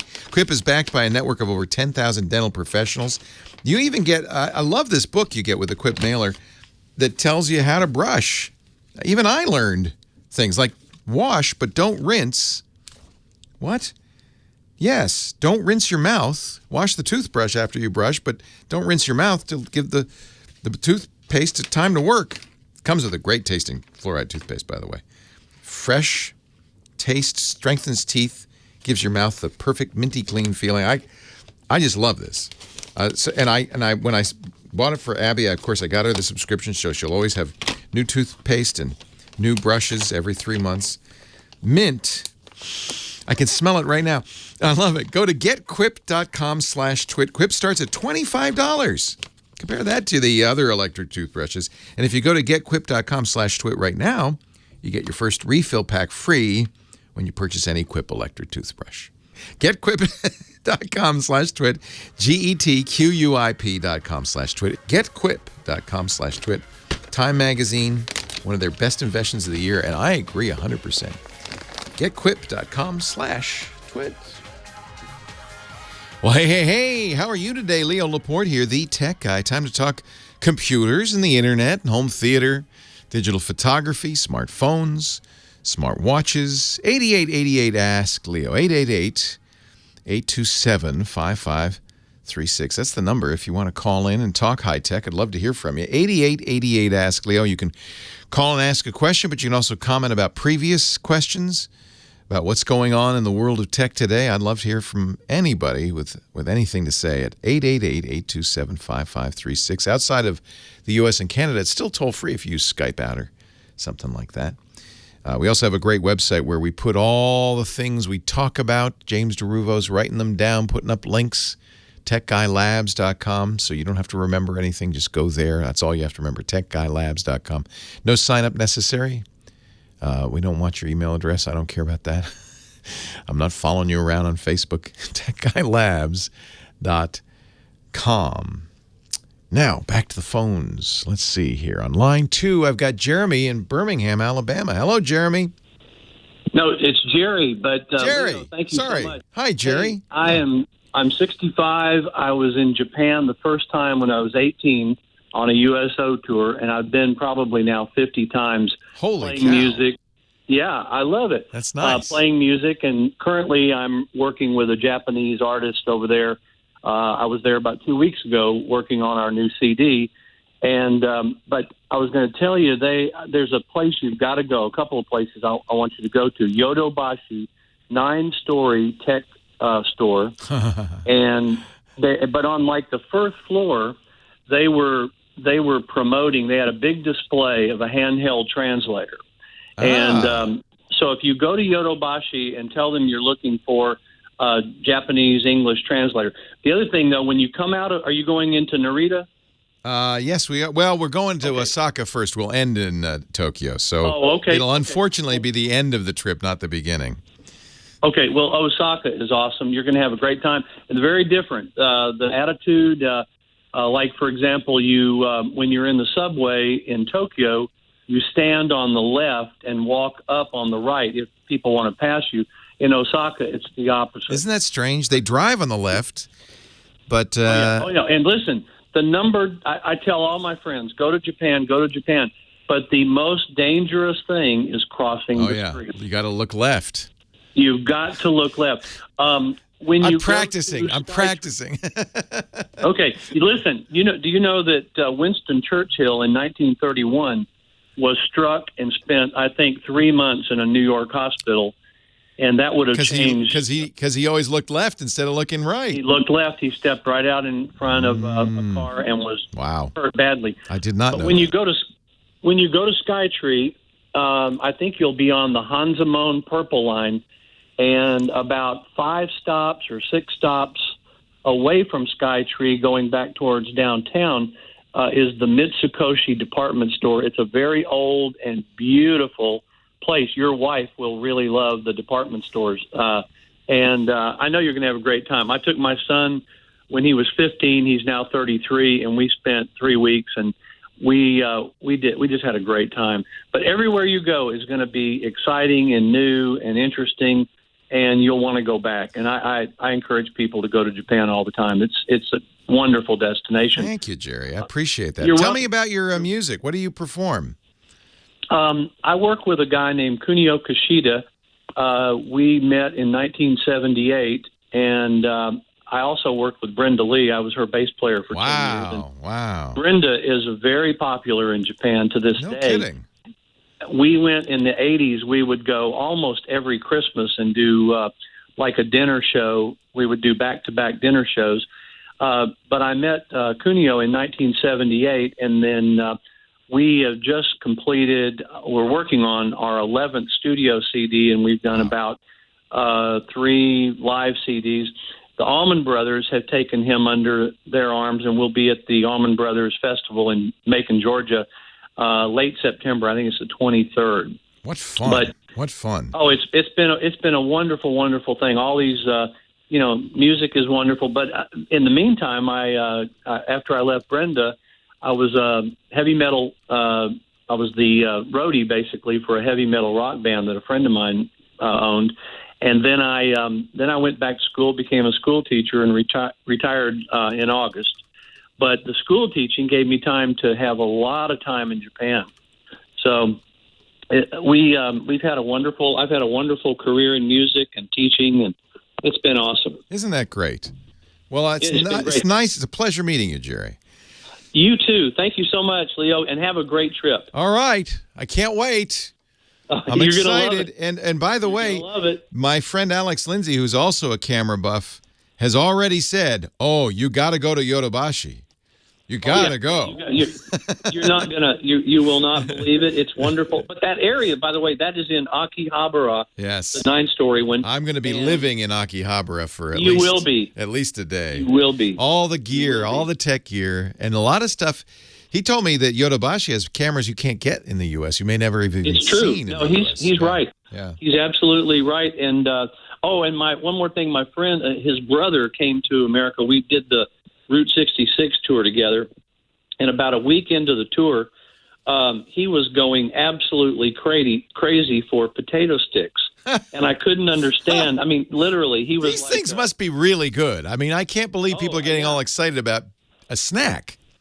I know. Most of the convenience stores have these, by the way. So if you see a convenience store, go in there and check it out. I'll be definitely trying some Potato Farm snacks while I'm there. Listen, Thanks, Jerry. Very kind of you to call. I appreciate it.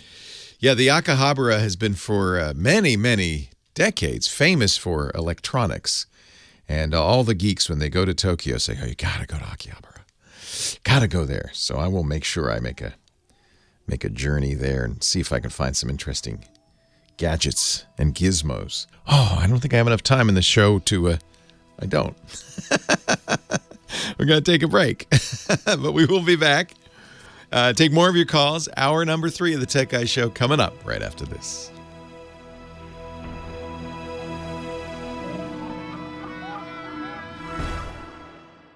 $8888. Ask Leo. The phone number. Back to the phones we go. Line 1 is Charles in Gainesville, Georgia. Hi, Charles. Hey, how you doing? Enjoy your program. Thank you.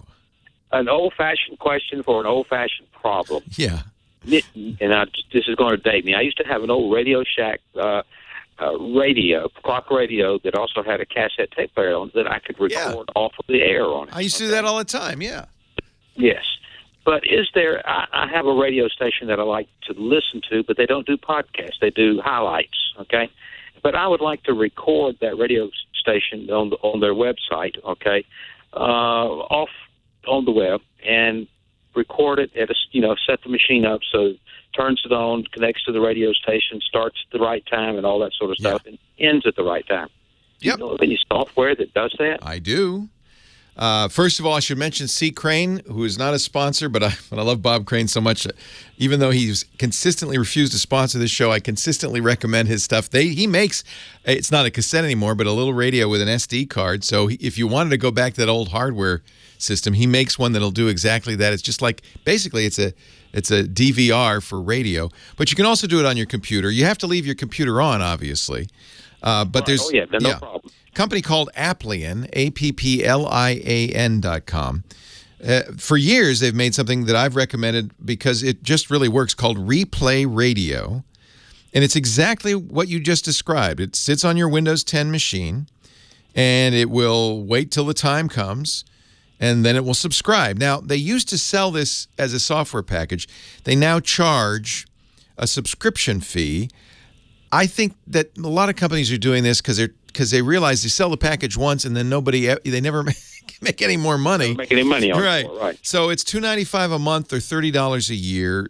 It's up to you. They do have a free trial. I would try the free version, make sure it does everything you want it to do first. Okay, yeah. But this is an old-fashioned request, but it's still useful. A lot of people do it. I'm glad they do.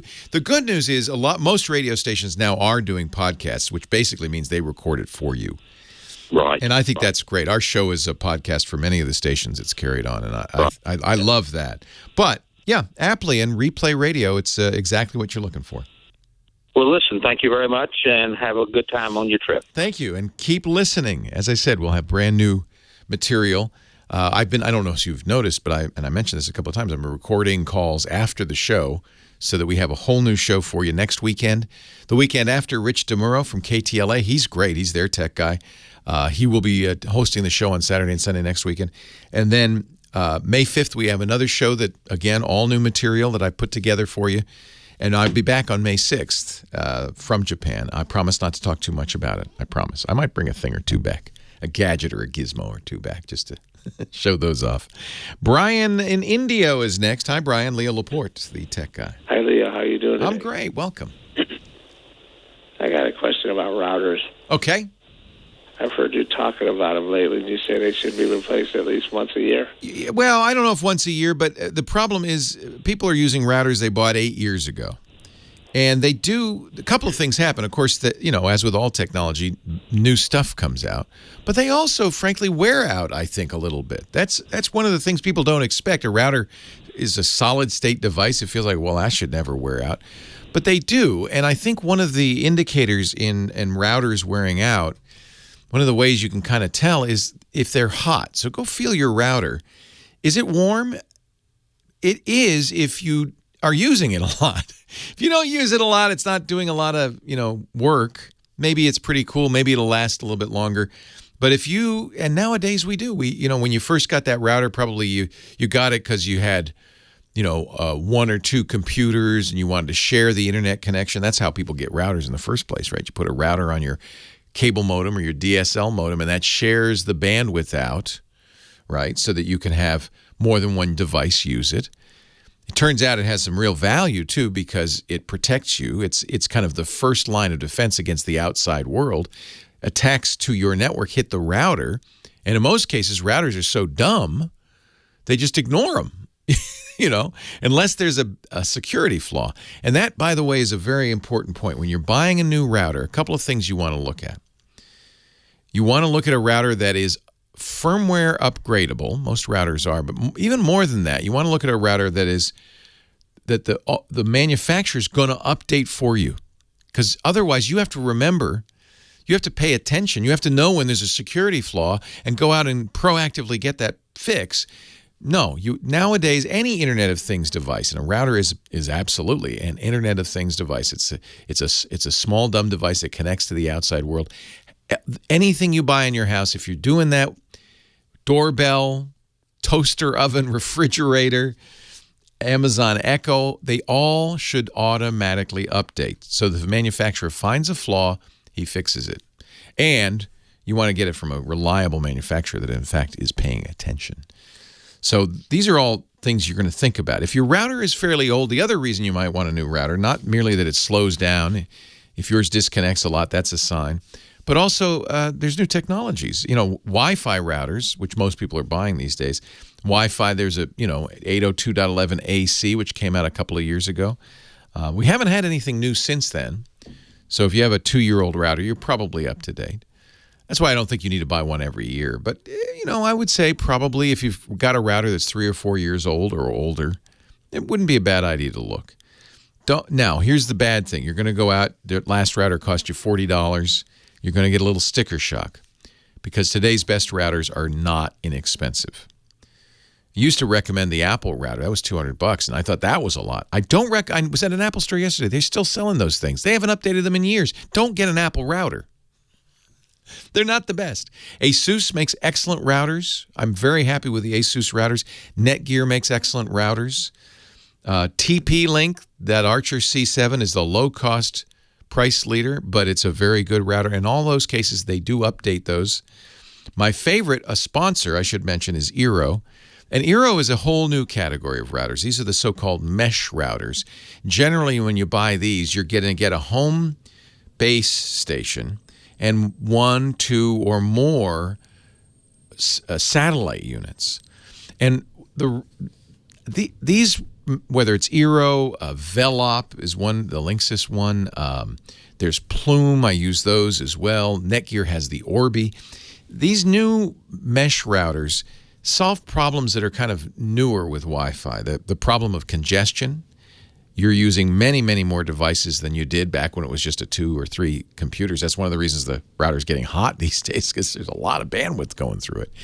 But also your neighbors are using Wi-Fi. And you probably, if you go to your Wi-Fi settings on your phone or your computer, you probably see more than a few other Wi-Fi access points. So good modern routers need ways to reject that excess traffic.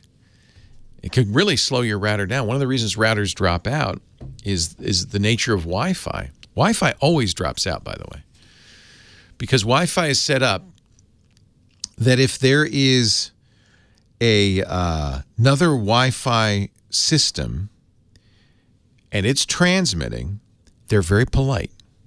Your Wi-Fi router say, "Oh, sorry," to your neighbor. "Oh, I didn't realize you were talking. I'll just shut up now." And they let your neighbor talk. And that's dropout. That means your Wi-Fi router stops working for a random period of time and then starts up again. "Can I talk now?" And if there's no other conversation, it talks, and your neighbor's Wi-Fi goes, "Oh, I'll shut up." So those little dropouts, that's when you start to see buffering, when you start to see freezing, when you start to see issues. So a good Wi-Fi router is more impervious to that kind of cross-traffic. There are lots of solutions. I don't want to get too technical about how they work, but these mesh routers are designed to handle that kind of situation, handle multiple devices attached, and most importantly, all of them update automatically from the manufacturer, often frequently. I get Eero updates every week or two, and that usually is bug fixes, security issues, but also feature updates. So now, I told you sticker shock. You're talking a couple of $100, maybe $300 for a good mesh system, but it's worth it. It really is. If you have connection issues, these new mesh systems really will help. Leo Laporte, the tech guy. More of your calls right after this.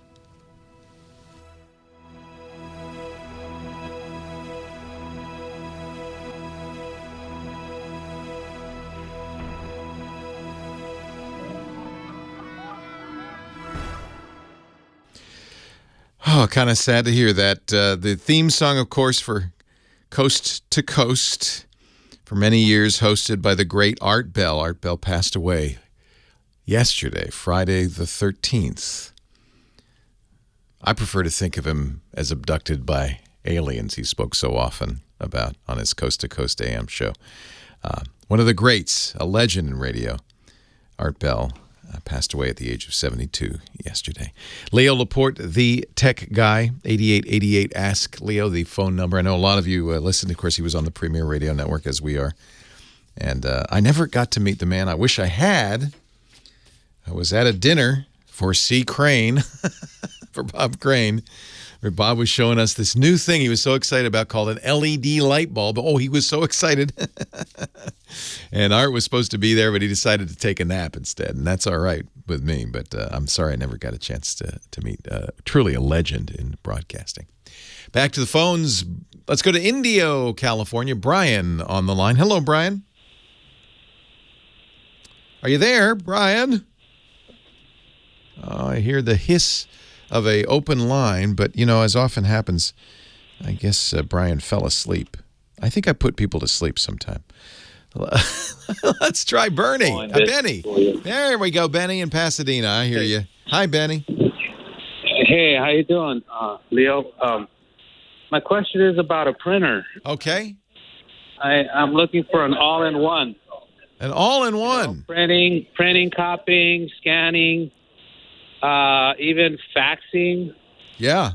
So there are a lot of companies that make all-in-ones. I'll tell you the one I use, and I should also give you a disclaimer, as I often do, that they are a sponsor. I love my Epsons. Yes. Epson. I have Epson. That. Yeah, Epson Workforce. They're really great. I have them at the office. They also make something they call the Eco Tanks, which a lot of people like because they don't have ink cartridges. They have ink tanks. They're inkjet printers, but instead of having to go out and buy cartridges all the time, you get about something like 2 years of ink. I actually don't know how long. I haven't run out of ink in a long time. So, but they say up to 2 years of ink. It's about 50, 60 cartridge sets worth. So that's a convenience if you print a lot. I do have to say that inkjet is not great if you don't print a lot. Inkjet printers will often get gunged up if you don't print. How often do you print? Not very often. Yeah. So then you might want to look at a laser printer. Lasers can go, weeks without printing because they use a different technology. They don't have ink. They have toner, and it doesn't get gummed up. And the good news is, it used to be laser printing was very, very expensive, but the price has gone down. But where lasers aren't so good, they do make color lasers, but it's business color kind of, for charts and graphs, not so much for printing really nice, colorful stuff, certainly not for photo printing. So if you're doing photo printing, then you almost certainly want an inkjet that's photo capable. If you don't mind about the color not being bright and vivid and jumping out at you, a color laser jet, or better yet, a black and white laser jet. You can get black and white laser printers. I call them laser jet. Isn't that funny? That's actually the HP brand name. I shouldn't be using that. It's for years HP owned that market, but of course everybody makes laser printers. So there are laser all-in-ones as well. I would still, tempted to turn you towards our sponsor because I really believe in Epson quality and so forth. I really like their stuff. So, but if you look at Epson all-in-one, you'll see quite a big variety and quite a number of price points. So you're suggesting the ecological one is?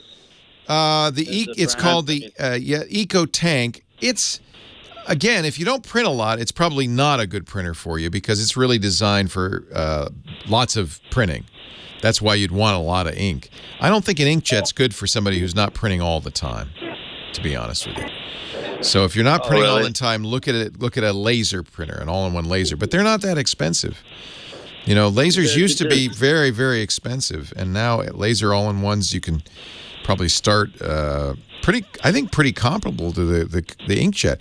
One of the reasons inkjets were cheap, and I don't really recommend the super cheap inkjets, is because they would get you in the cartridge. It's like giving away the razor and then making it up in the blades. Yeah. So stay away from those, if you ask me. But let me see. I'm going to look at what PC Magazine. In fact, I'll put this in a link on our chat room. Has a review of the best all-in-one printers of 2018. Of course, they recommend the Epson Workforce, which I also like. But it looks like Brother makes some good laser solutions as well. So that's probably what I would look at. I'll put a link in the show notes. The best all-in-one printers of 2018. It's from PC Magazine. PC Magazine's good because they do all of them, right? They try them all. All right, Tom is on the line now from Riverside, California. Hi, Tom. Hey, Leo. Welcome. I got a problem with an older Samsung phone. It's a Galaxy S4. And up to about 2 weeks ago, I had no problem with it, but now it won't connect to my computer. I get a message about it can't locate any software to connect to, and it recommended downloading Keys or Keys. Yeah, Samsung Keys is their software to do that with. It's an S4, and you're connected to a Windows machine? Yes. Okay. The thing about the S4 is I can't remember. On modern Samsung phones, you just go into the settings and you say, I want you to connect. You might still check this on the S4. I had an S4. I just don't remember. If you go in the settings and go to the USB section, and you can select how to connect the phone, whether you want to connect it as a camera, which is PTP mode, photo transfer protocol mode, or if you want to connect it as a drive, which is MTP mode for mass media transfer protocol, MTP. Is it that you want to copy stuff onto the phone? What exactly do you want to do? Yeah, well, I use the camera on the phone. It has a decent camera, and for the most part, I want to upload them to my computer. Right. And now I can't do that. Well, see in the Bluetooth, yeah. And I want to put it on the phone, and can't do that either. Yeah, you don't need keys if you can put the phone in Bluetooth into PTP, photo transfer protocol mode. So look in your USB settings. I said Bluetooth, I think. I meant USB. You're connecting it via cable, I presume, yeah? Yes. Yeah. So that's USB. So you connect it via USB cable, and then normally on the phone, on now modern Android, it'll say, oh, I see you've connected via a cable. I'm going to assume that you want to do this for charging, but if you want to copy files over, let me know. It also has a debugging mode if you've got the developer mode turned on. You want PTP, then it'll look just like a camera to your Windows 10 machine. And Windows 10, unless you've turned off the auto, this might be also what's the problem is. There's a setting to auto run when you plug in your camera, auto run a photo imaging program, and that may be turned off. That's if you want to look at your Windows settings, hit Windows key and type auto run. You can see what the auto run settings are for that phone. Okay. So, but then you can still get Keys if you want, KIES. That is software Samsung offers. I don't like to install it. If you don't have to, there's no reason to, but if it's still complaining, Keys might make it simpler. You can get it from Samsung. Just search for Samsung KIES. It works on Windows 10. And it's the same idea. It will it's smart. It actually communicates with the phone, and it'll automatically put the phone into a photograph mode. So you can use Keys to transfer contacts, photos, music, videos. I think it's also nice because you can get messages if you want to save your text messages. Anything you've got on your S4, Keys will move off. So I'll put a link in the show notes to Keys as well, as long as we're putting stuff up in the show notes. Let me put that in the chat room. You can download that and install it, and that will help. But you don't need Keys because unless this is something that Samsung added after the S4, which is possible, the phone itself should show up as a storage device or as a camera just via the standard USB drivers. Keys installs special drivers. 8888 asks Leo, the GizWiz, Dick DiBartolo coming up with a gizmo right after this.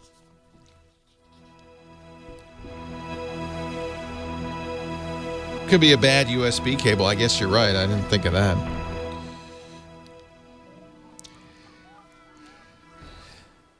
Tech Guy Show, the Tech Guy Podcast, I should say, brought to you today by those folks. Bad news at TurboTax. Tuesday, April 17th. Have you done yours, Scott? I'm done. I haven't printed them yet. Yep, gotta do them. The nice thing about TurboTax is you can file electronically.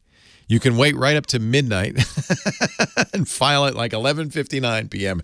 if you want. No waiting in the line at post office. But I love TurboTax. Now, I know I just finished my mom's taxes. It's a really great feeling. It's actually very easy.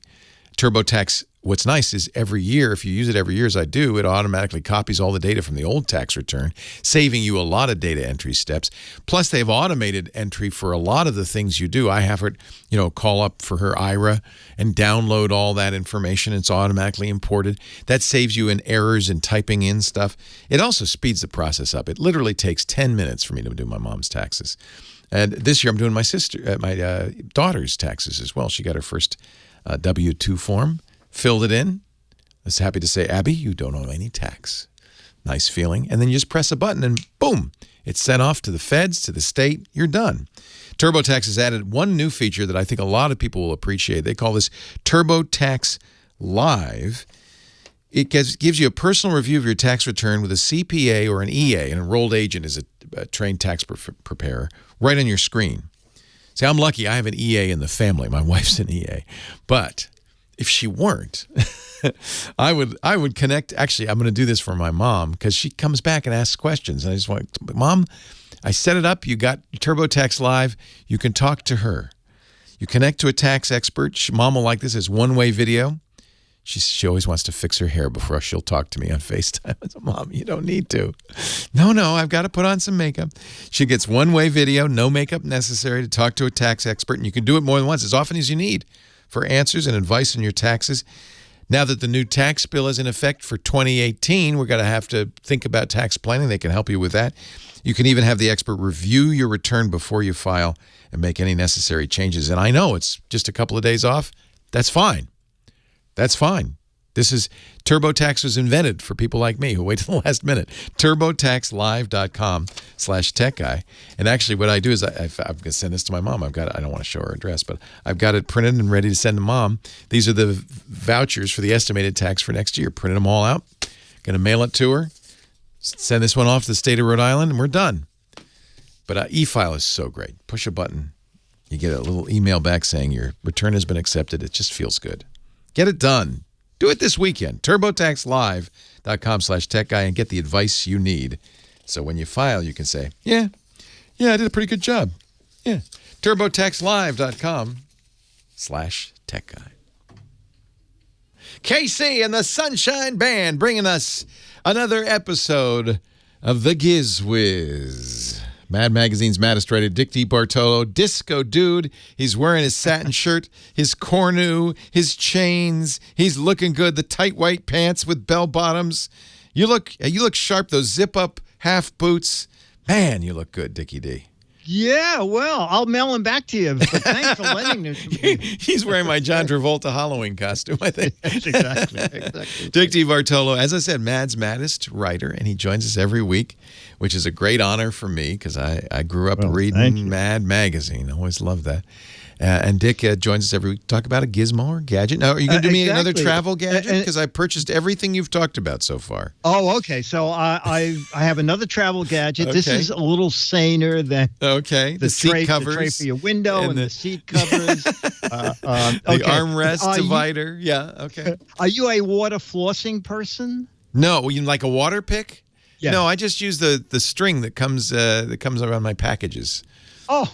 Oh, okay. I find that works perfectly well. Well, then this may not be for you, but I have been a water flossing person since they came out. I think in the 60s. Waterpik, right? It was Waterpik. Waterpik, exactly. Yeah. So Waterpik, it's about probably 6 weeks ago, introduced a new gadget called Waterpik Sidekick for travelers. Oh.